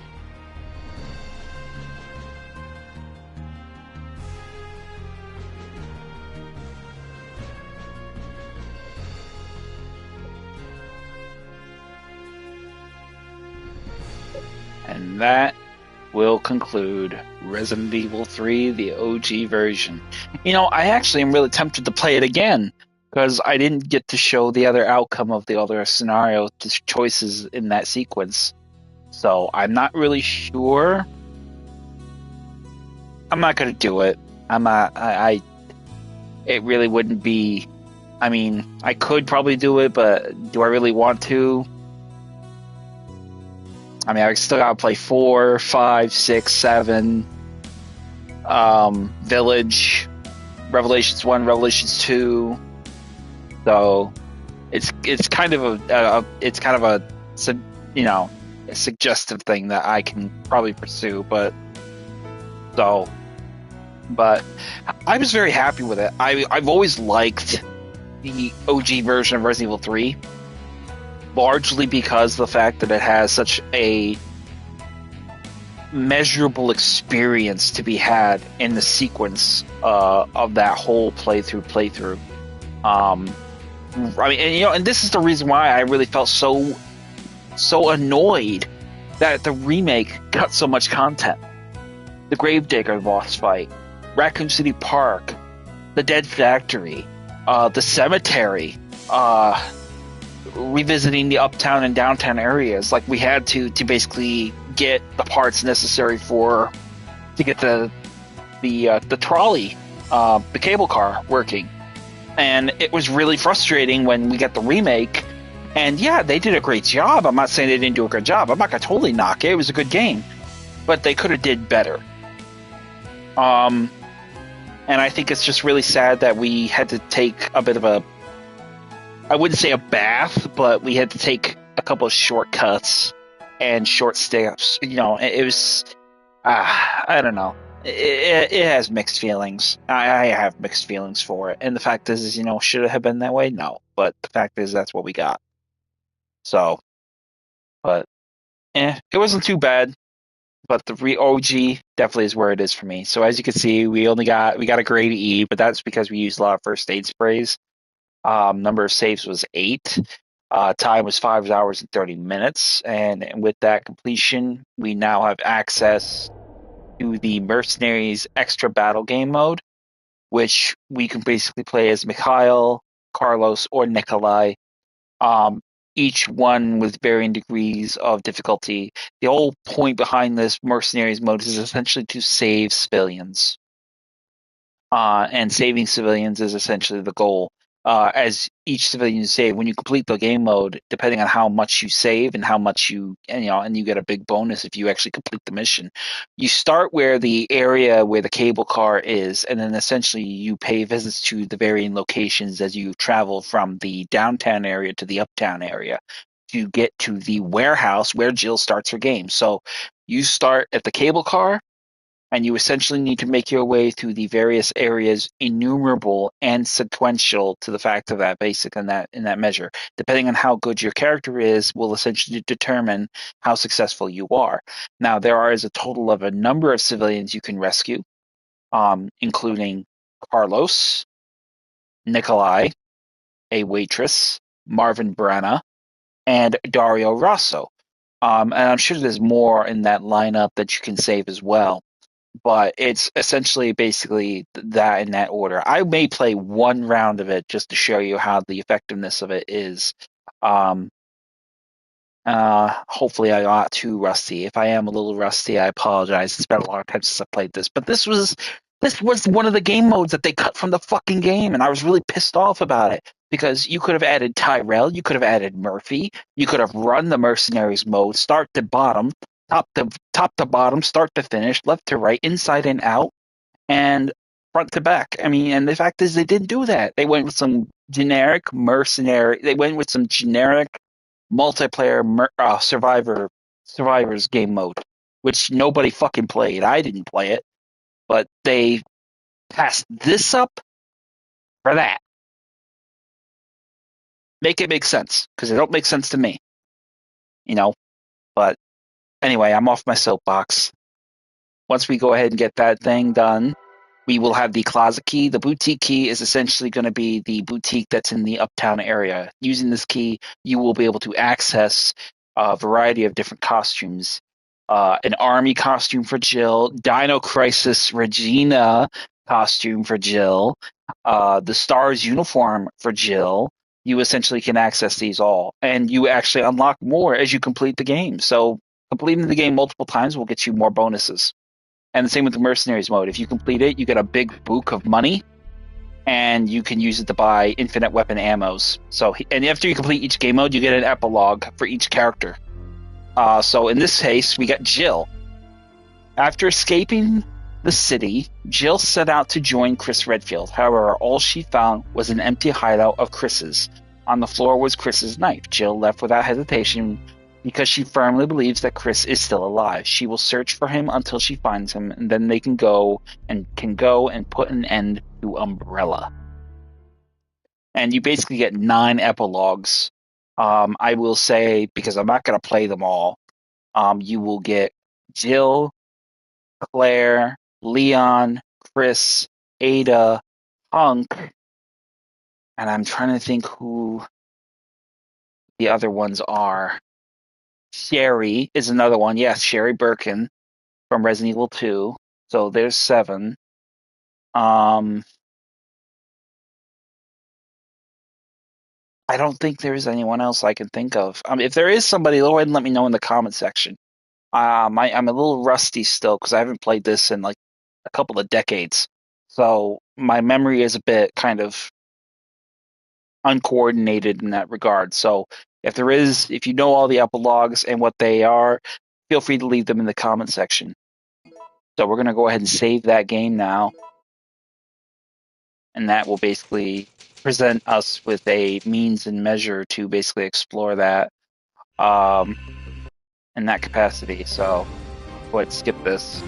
I want to see if I can get a little bit of action with the Mercenaries mode. So let's see. I'm going to do that real quick. I'm not going to do it consistent, but I'll do it real quick. So once you go in here, load the game, and then basically you will have the option of continuing where you last left off, restarting the game, looking at the epilogue, as we can see here. So here we have this lineup of epilogues. So here we have Jill, Chris, Leon, Claire, Ada, Sherry, Hunk. Let me think. Jill, Chris, Leon, Claire, Sherry, Ada, Hunk, and then there's a mystery one that I'm not familiar with. I don't remember. So there's 8 epilogues you can view.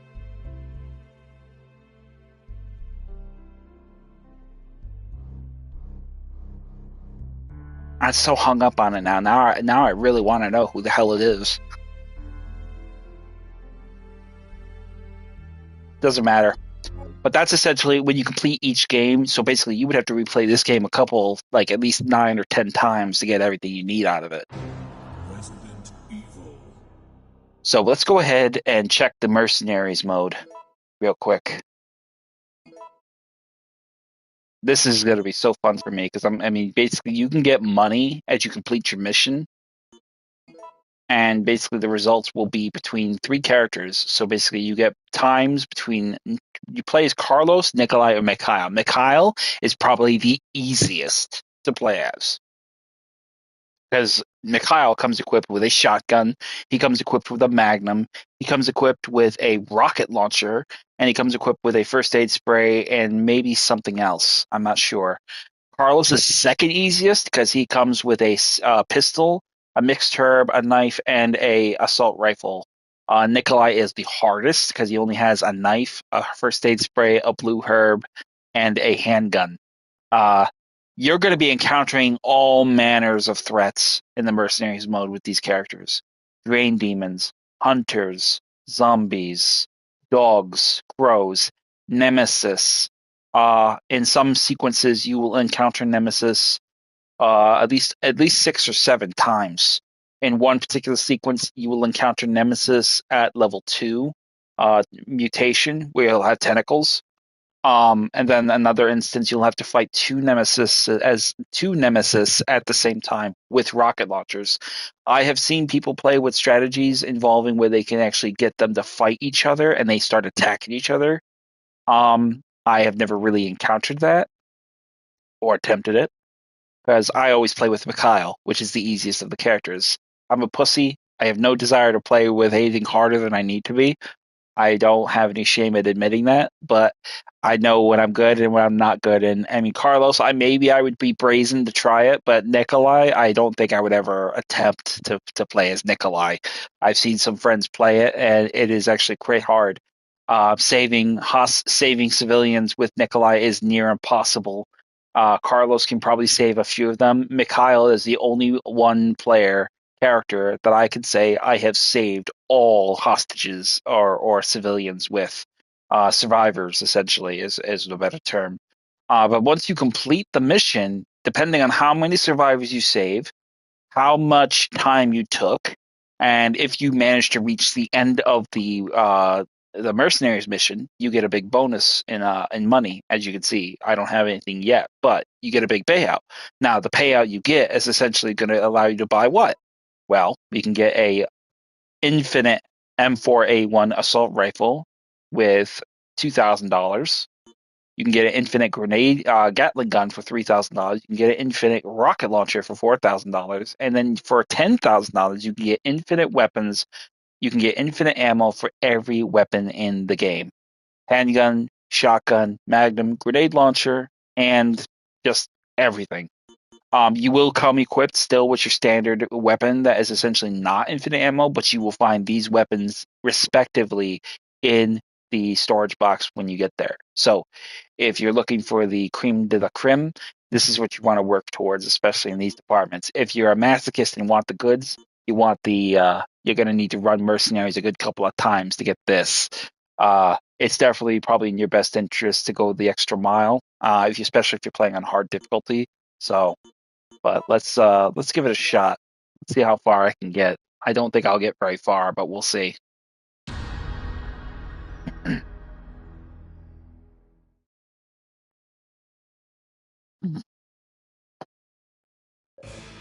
as you can see, Carlos comes equipped with a M4A1, an Eagle 6.0, handgun bullets, and 3 mixed herbs. Nikolai, the hardest fucker in the game to play as, is going to come with a Sig Pro, a survival knife, 1 blue herb, and 3 first aids. You're going to be running a lot through this asshole's fights. And if you do manage to survive, you're going to need to really make the most of explosive elements, like oil drums, bombs. Forget saving any of the civilians if you can. But the real person that's, for me, is going to be Mikhail with the shotgun, the Magnum, ammo for both weapons, and a rocket launcher, and a mixed herb. So let's go ahead and give this guy a shot, see how far I get with this. These soldiers have lost their edge. They have forgotten what fear and survival mean. Time for them to remember. Welcome. The rules are simple. In order to dispose of the bomb implanted in your body, you must reach the target point. Keep in mind that there will be various obstacles in your way, so do not be afraid to use whatever means necessary to reach your goal. Good luck.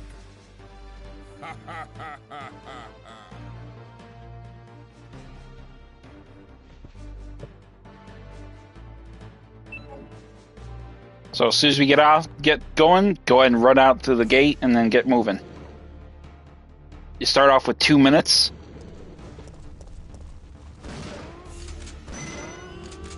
Killing zombies will essentially give you some time.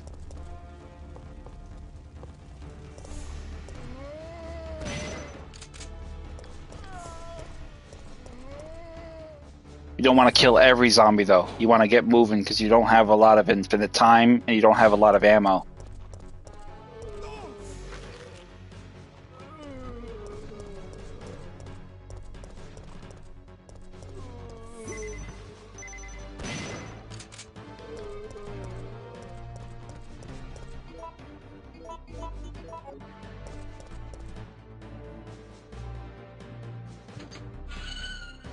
Our first stop is going to be the gas station, and for good reason.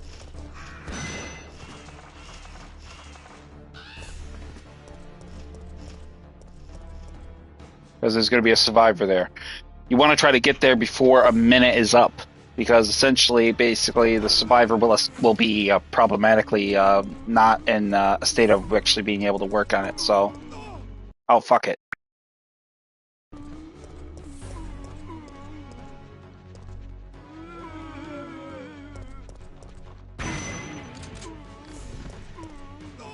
Using the barrels is a pretty pivotal thing that you want to get in the habit of doing.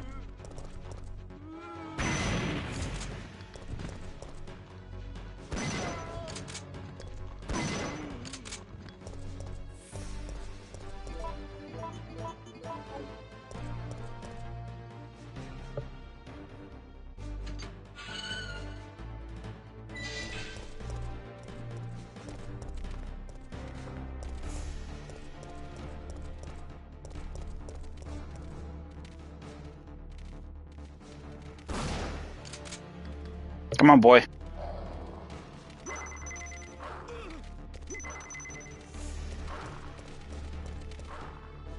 Was kind of hoping to kill them with a couple of close range shots, but it didn't happen.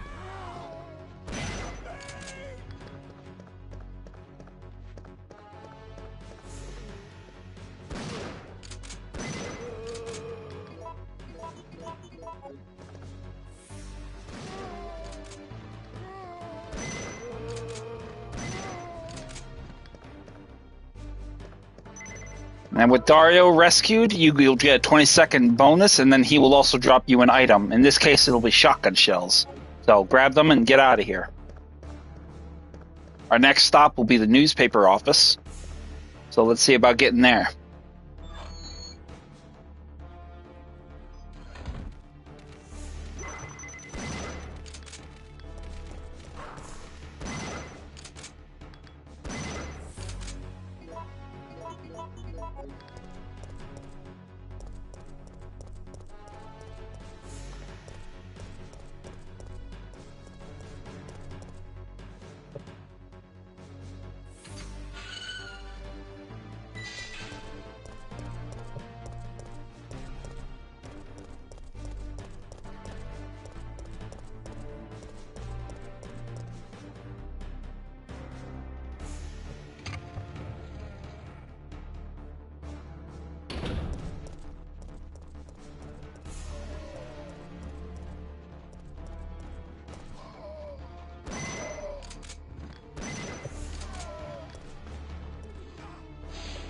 Fucker, get off of me.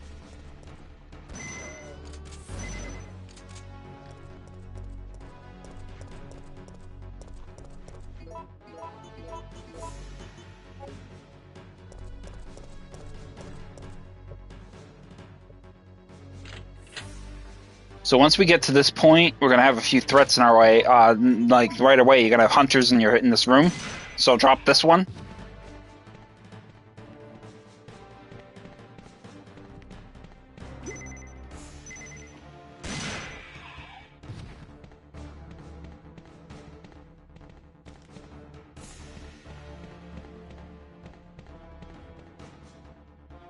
As soon as you enter the room, the hallway of this upper air newspaper office, kill the zombie at the far end with a headshot.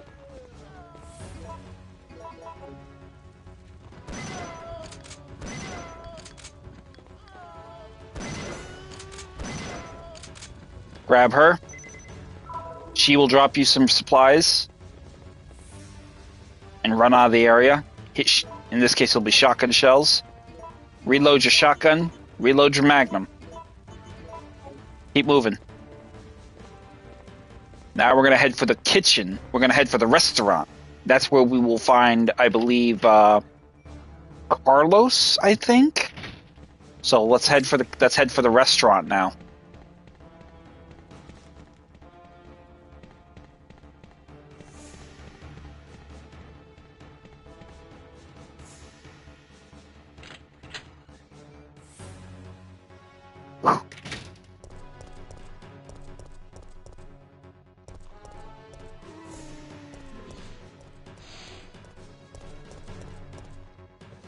We'll go into the back of the restaurant's kitchen.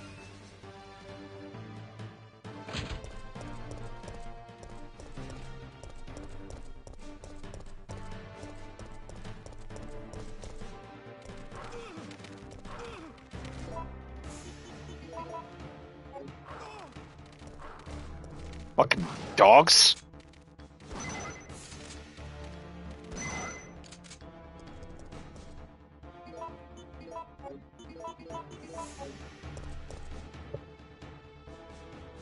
So as you can see, we're doing pretty good in terms of time, so that's a very good thing. Hunters.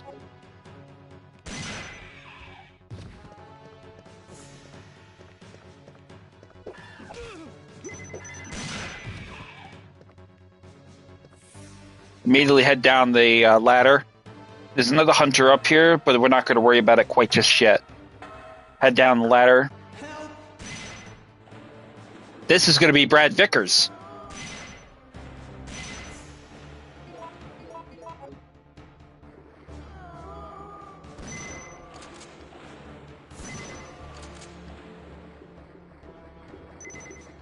Brad will drop off some stuff for us, and then we will be able to head out of here.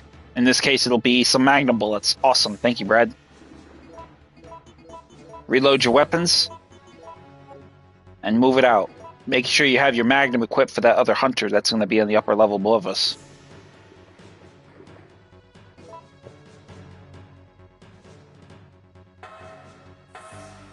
I'm not sure if having the ammo count at a good number is going to give much of a difference to the ammo, to the numbers, but it's a possibility. But you definitely want to take advantage of getting as many kills as possible, because you can get some big money from that as well.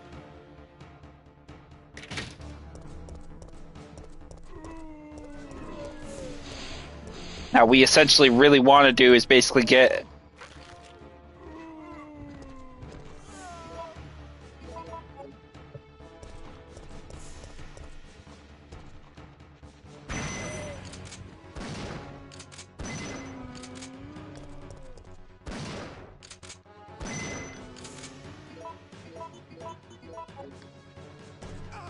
Oh, fuck off.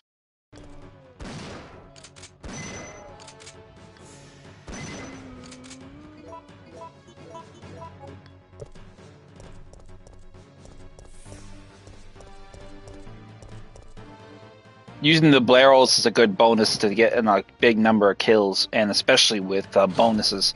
Now here we will have a tyrant. So immediately get to this point and ready. And before he even gets that first shot, go ahead and make sure you drop him. Killing Nemesis also gives you bonuses for money. 2 rockets is enough to kill a Nemesis. And then we're going to head up the way and then take the elevator down. We're heading for the power station. That is where we'll find Marvin Branna.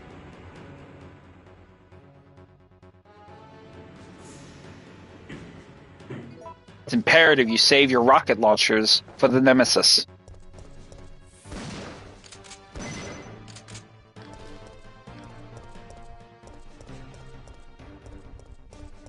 Ignore the spiders. They're not really relevant. They're not going to give you much of a payout. So it's just best to just drop the one and then leave the others. Ignore the drain demons as well. In here you'll have a number of zombies.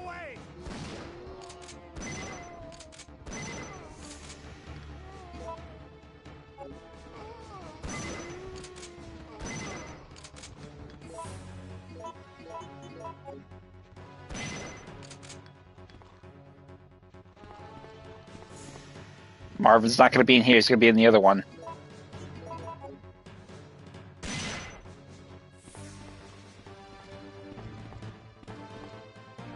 Where the hell are you, Marvin?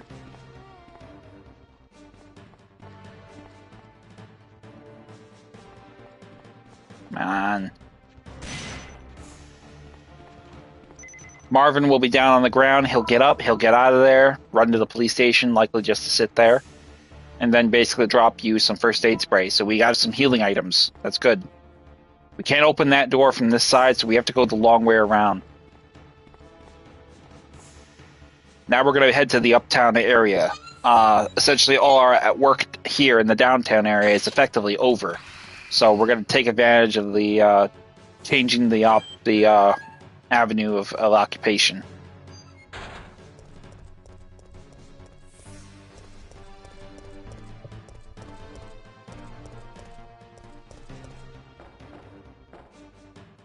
So take the elevator, back up, and then make your way to the garage leading to the uptown area.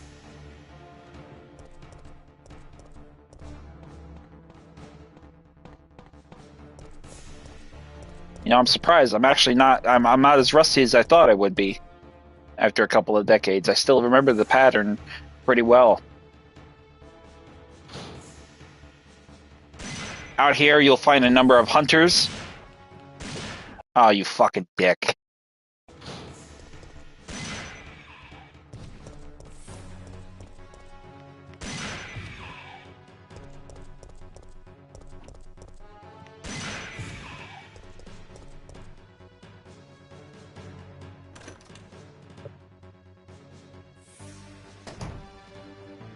Alright, so here we have a problem with the zombies. We're just gonna let them bite us.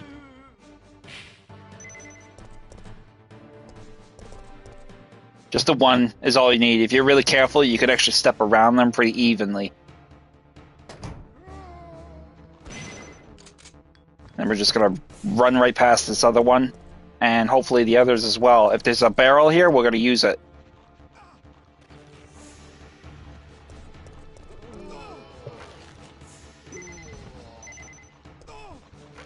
Get off of me, brother! Oh, shit. Alright, try that again. That was shit. Fucking dick.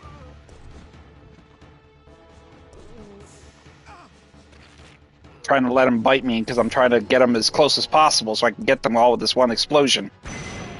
There we go. There we go. That's what I wanted. There we go. Alright, now we're gonna head outside. Now this is where it's gonna get a little dicey because this is where we're gonna fight the Nemesis, Stage 2 Nemesis. So to get this guy, we're going to need to use these barrels. He's going to be way too strong for a single rocket, but we're not going to waste any more rockets than we need to. So we're going to bait him and bring him over here to this one barrel, and then we're going to hit him with that.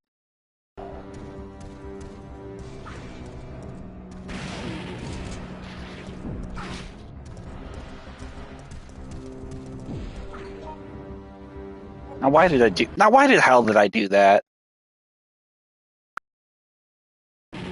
Damn L2 button.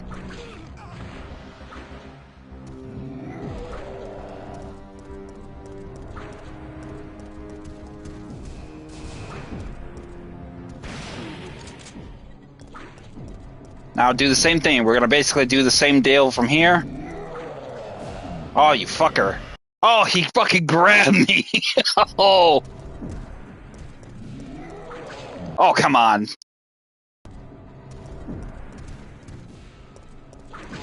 Oh, he's gonna just keep grabbing me, isn't he?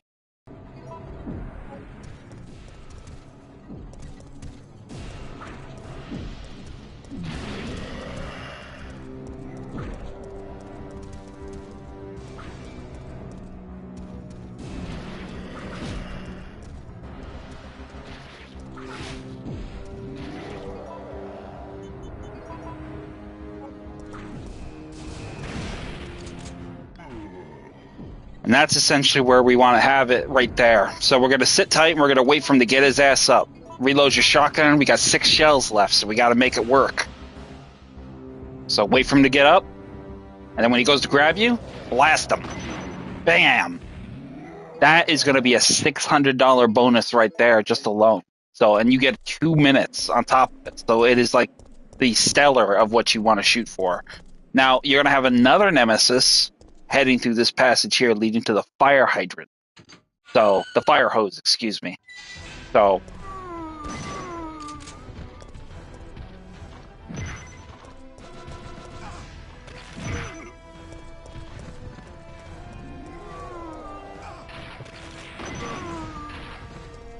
oh, he fucked me up with that.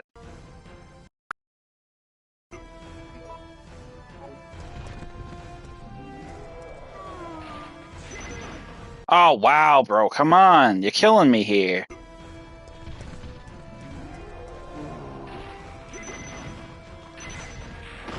Oh, I shoved him just to get fucking pulverized by a rocket. Oh, come on. I'm trying to dodge the goddamn missile, and it's like I can't do it.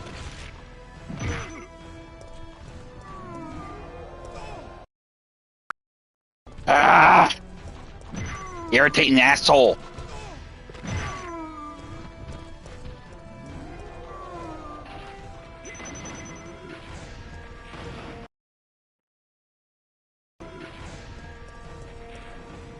Oh, that was lucky.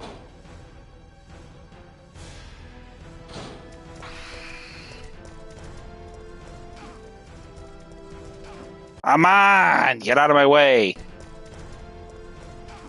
Oh, you fucking bug. You're gonna piss me off.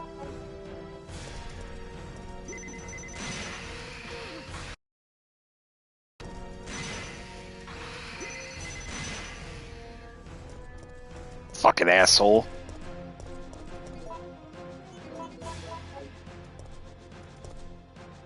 So our next stop in this particular uptown area is going to be 2 destinations. One's going to be Jack's Bar, and it's also going to be the sales office. So the sales office is our first stop. I believe that's where we'll find Nikolai.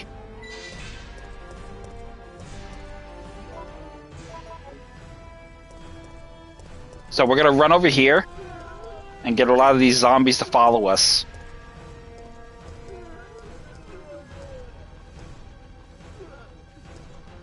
That's right, boys. Come on, line up. There you go. Bye-bye.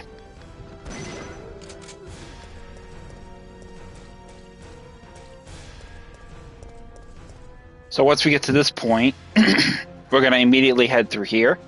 We're going to have some brain suckers, blood suckers here. Just juke around them as best you can. They usually tend to overshoot their jump attack, and they end up jumping right past you.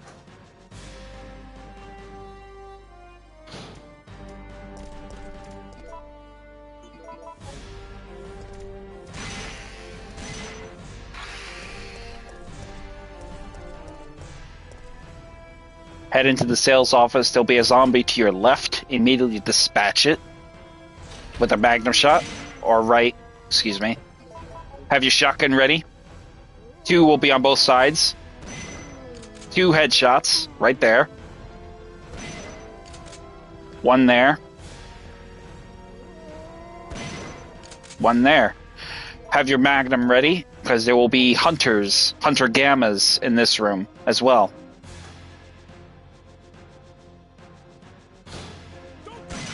There's one.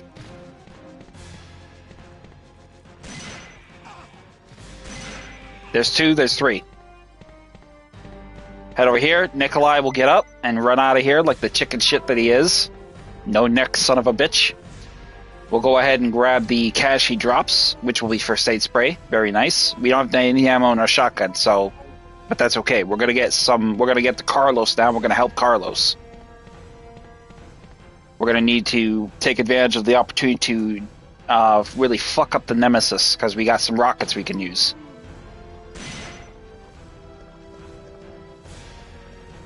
Head on through. And then we'll just make our way to Jack's bar. On the way to Jack's bar is where we're going to fight two Nemesis. Both armed with rocket launchers. That's why I didn't engage the Nemesis on its way through the fire hydrant, because we need these last two. Oh, well, we could have done that, actually, now I think about it. We could have fucked his ass up. Stupid. I didn't think about it. I could have probably used that and did myself a favor. So, you learn.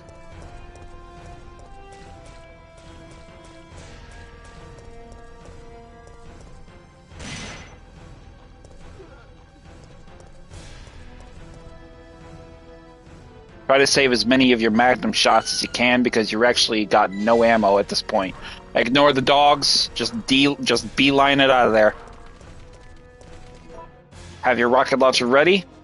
Head on through. The Nemesises are going to be off-camera shots, so we're going to want them to come charging at us. So get yourself to this point, and then just stop and aim your rocket launcher.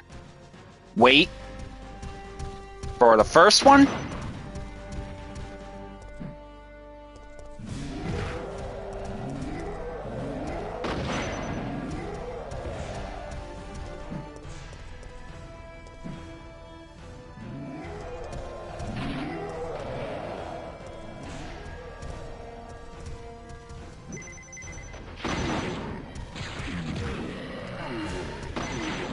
And that's two. And that's two Nemesis right there. You could have actually used this explosive barrel down here to really fuck them up, but I didn't really want to take the risk. I think it really kind of depends on how lucky you are. And the second part is, in the event you're playing as Carlos and Mikhail, that's really what that's really for. Oh, you fucking asshole. I wasted a perfectly good rocket.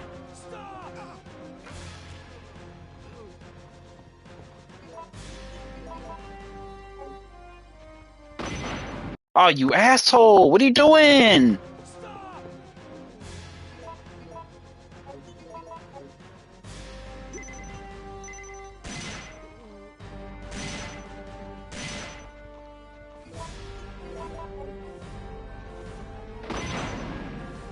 Now, why would you not get both of them? It's a rocket launcher, buddy. Fucking kneecapped you. Alright, so once we get through this point, head over here, you'll save Carlos, that'll give us up to 5 minutes. Perfect.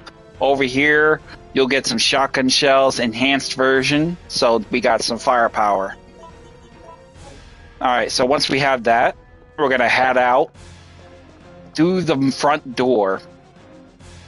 On the left will be a hunter, or the right, I'm not sure, but be ready. There'll be hunters. Drop them. Head up the ways. Another hunter will be pursuing you down the street. Drop them. And then just keep moving. Don't even stick around for the third one. And then we're going to take our way to... I'm not sure if there's another area that we can go navigating. But I think that's all the survivors. Oh, shit. Get off of me.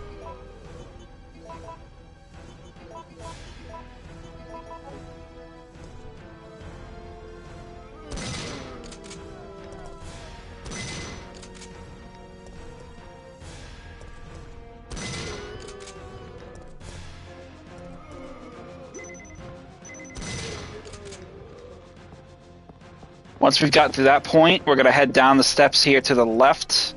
I mean the right. And you're going to have a couple of hunters here as well. So have your magnum ready. We're just outside the warehouse. We're at the finish line. Just drop the hunters. 1, 2, 3.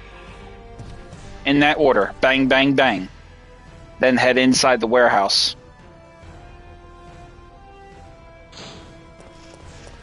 Here you'll have some crows, not really of relevancy. We can go ham a little bit here, kill whatever zombies are left. Every enemy you kill essentially adds to the payout.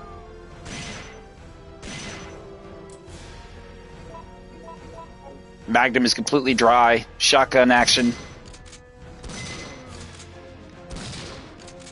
Wasted a shell. Is there anyone else down here? Nothing? Nope. Alright, head up to the main office and let's blow this pop stand.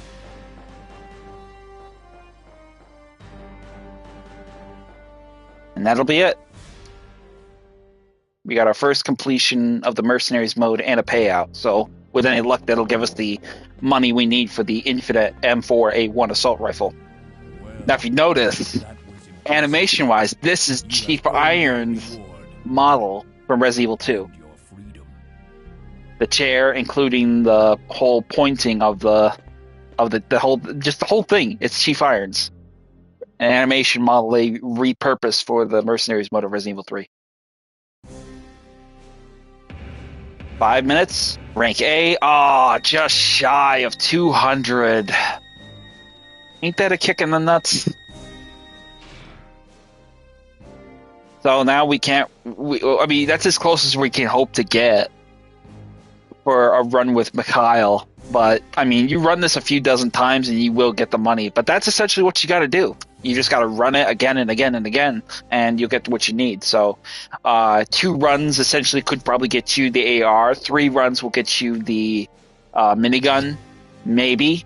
At least 5 runs for the rocket launcher, and then the 10,000 for the infinite ammo for all weapons in the game. I want to say at least 8, maybe 9 runs if you do it with Mikhail. The other characters you probably get a more payout for, but they're also very much more harder. So you may get a better payout with them. I don't know. I've never really completed it with any of the other ones. I probably completed it once with Carlos, but I don't remember what the payout was. So the harder characters, may you get a bit more of a better payout. But for me, Mikhail is my favorite, my preferred option of go-to. But that's essentially it for yourself right there. But that is going to be it. So we'll save the game, overwrite it, and that will be pretty much the conclusion of that little piece of work. So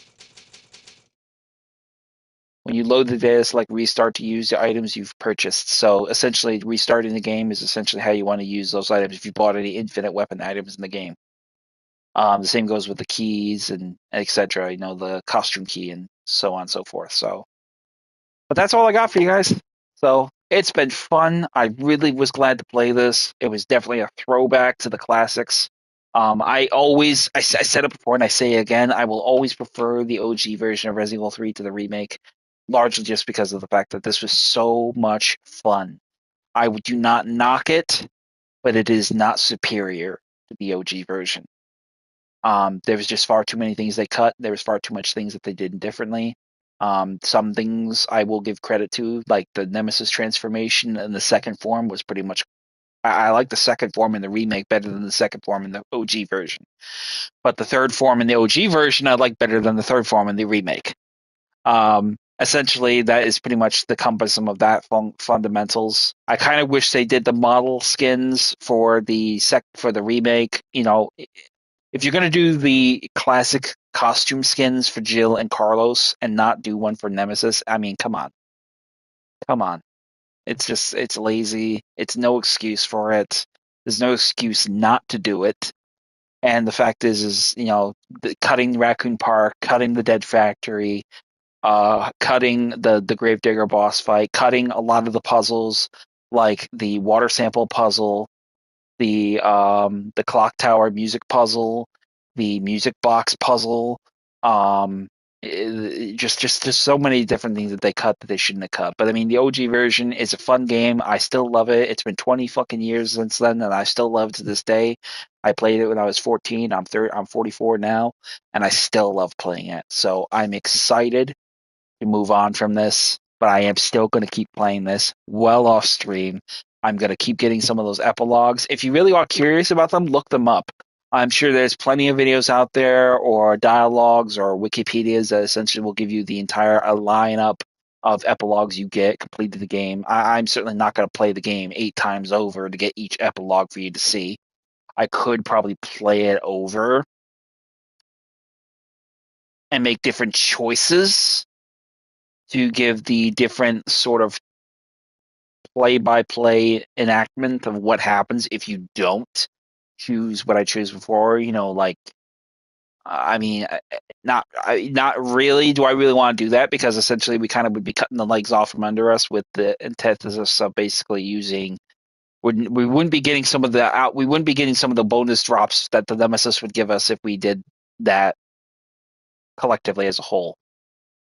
If we ran into the police station instead of fighting him outside the police station, we wouldn't get the first pickup for the pistol, the eagle eye. If we did that for the sequence of the clock tower, pushing him off versus using the light, we wouldn't get the first aid. We wouldn't get the first aid box. So you really kind of shoot yourself in the foot with the process of making those decisions. But again, if you play it on hard, this is what you get. If you play it on easy, you don't get nothing. But still, I mean, it's entirely your prerogative, and it's up to you. If that's what you want to do, go for it. But I highly recommend trying it, experimenting. Choices you should make, weapon upgrades you do, munitions you make, and different strategies and tactics. I know the biggest ones I can recommend people to do would be to use the enhanced handgun ammo, the enhanced shotgun ammo, and freeze rounds. Obviously, I don't really use freeze rounds, but it is the quite essential tool to have when you're fighting the Nemesis, as it makes them slower and much, much easier to combat. But again, player's choice, player's prerogative. So thank you very much for tuning in. I am very happy that we got through that. It has been exciting. I loved it. I am going to take a break for the moment and see where I'm at with the rest of my sequence. Matter of fact, while I got you on stream, let me look and see what the timeline is of the games so that I can decide what the next game is that I'm going to play. I could play Resident Evil 4, but I'm not going to do that. Not yet. Anyway, I want to see what the next one is. Resident Evil.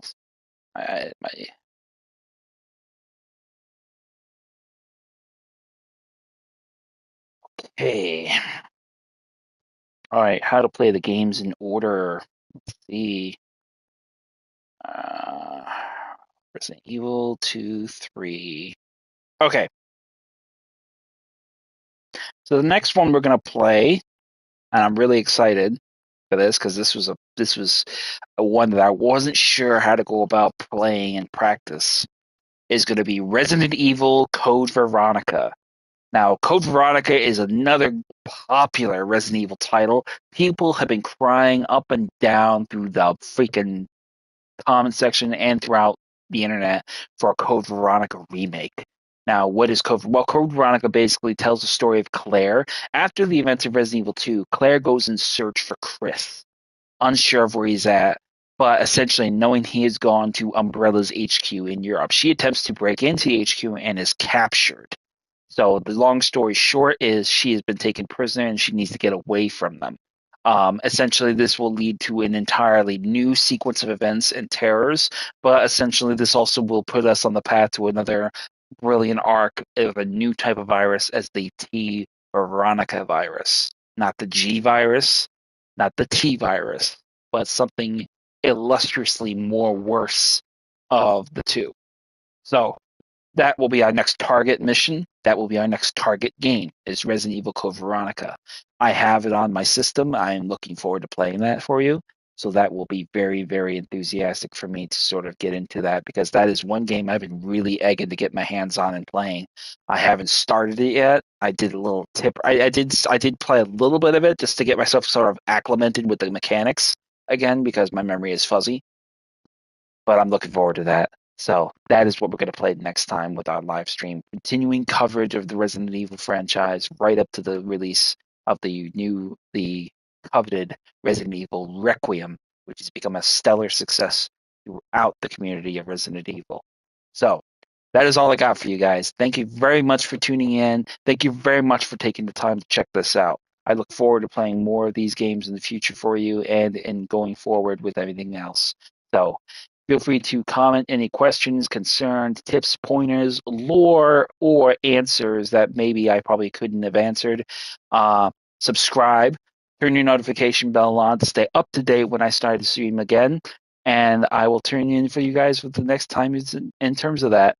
And yeah, like this video and share it if you like, because it really helps me out getting along with my platform, especially developing forward. So, and I am very happy that you took the time out to check this out. I don't do this for anything other than I enjoy it. So I appreciate you. I respect you. Thank you very much. I am Savage Squishy 86, and that is going to wrap up our playthrough of Resident Evil 3 Nemesis, the OG version. And I will catch you back here next time when we jump into Resident Evil Code Veronica. And I will see you guys next time.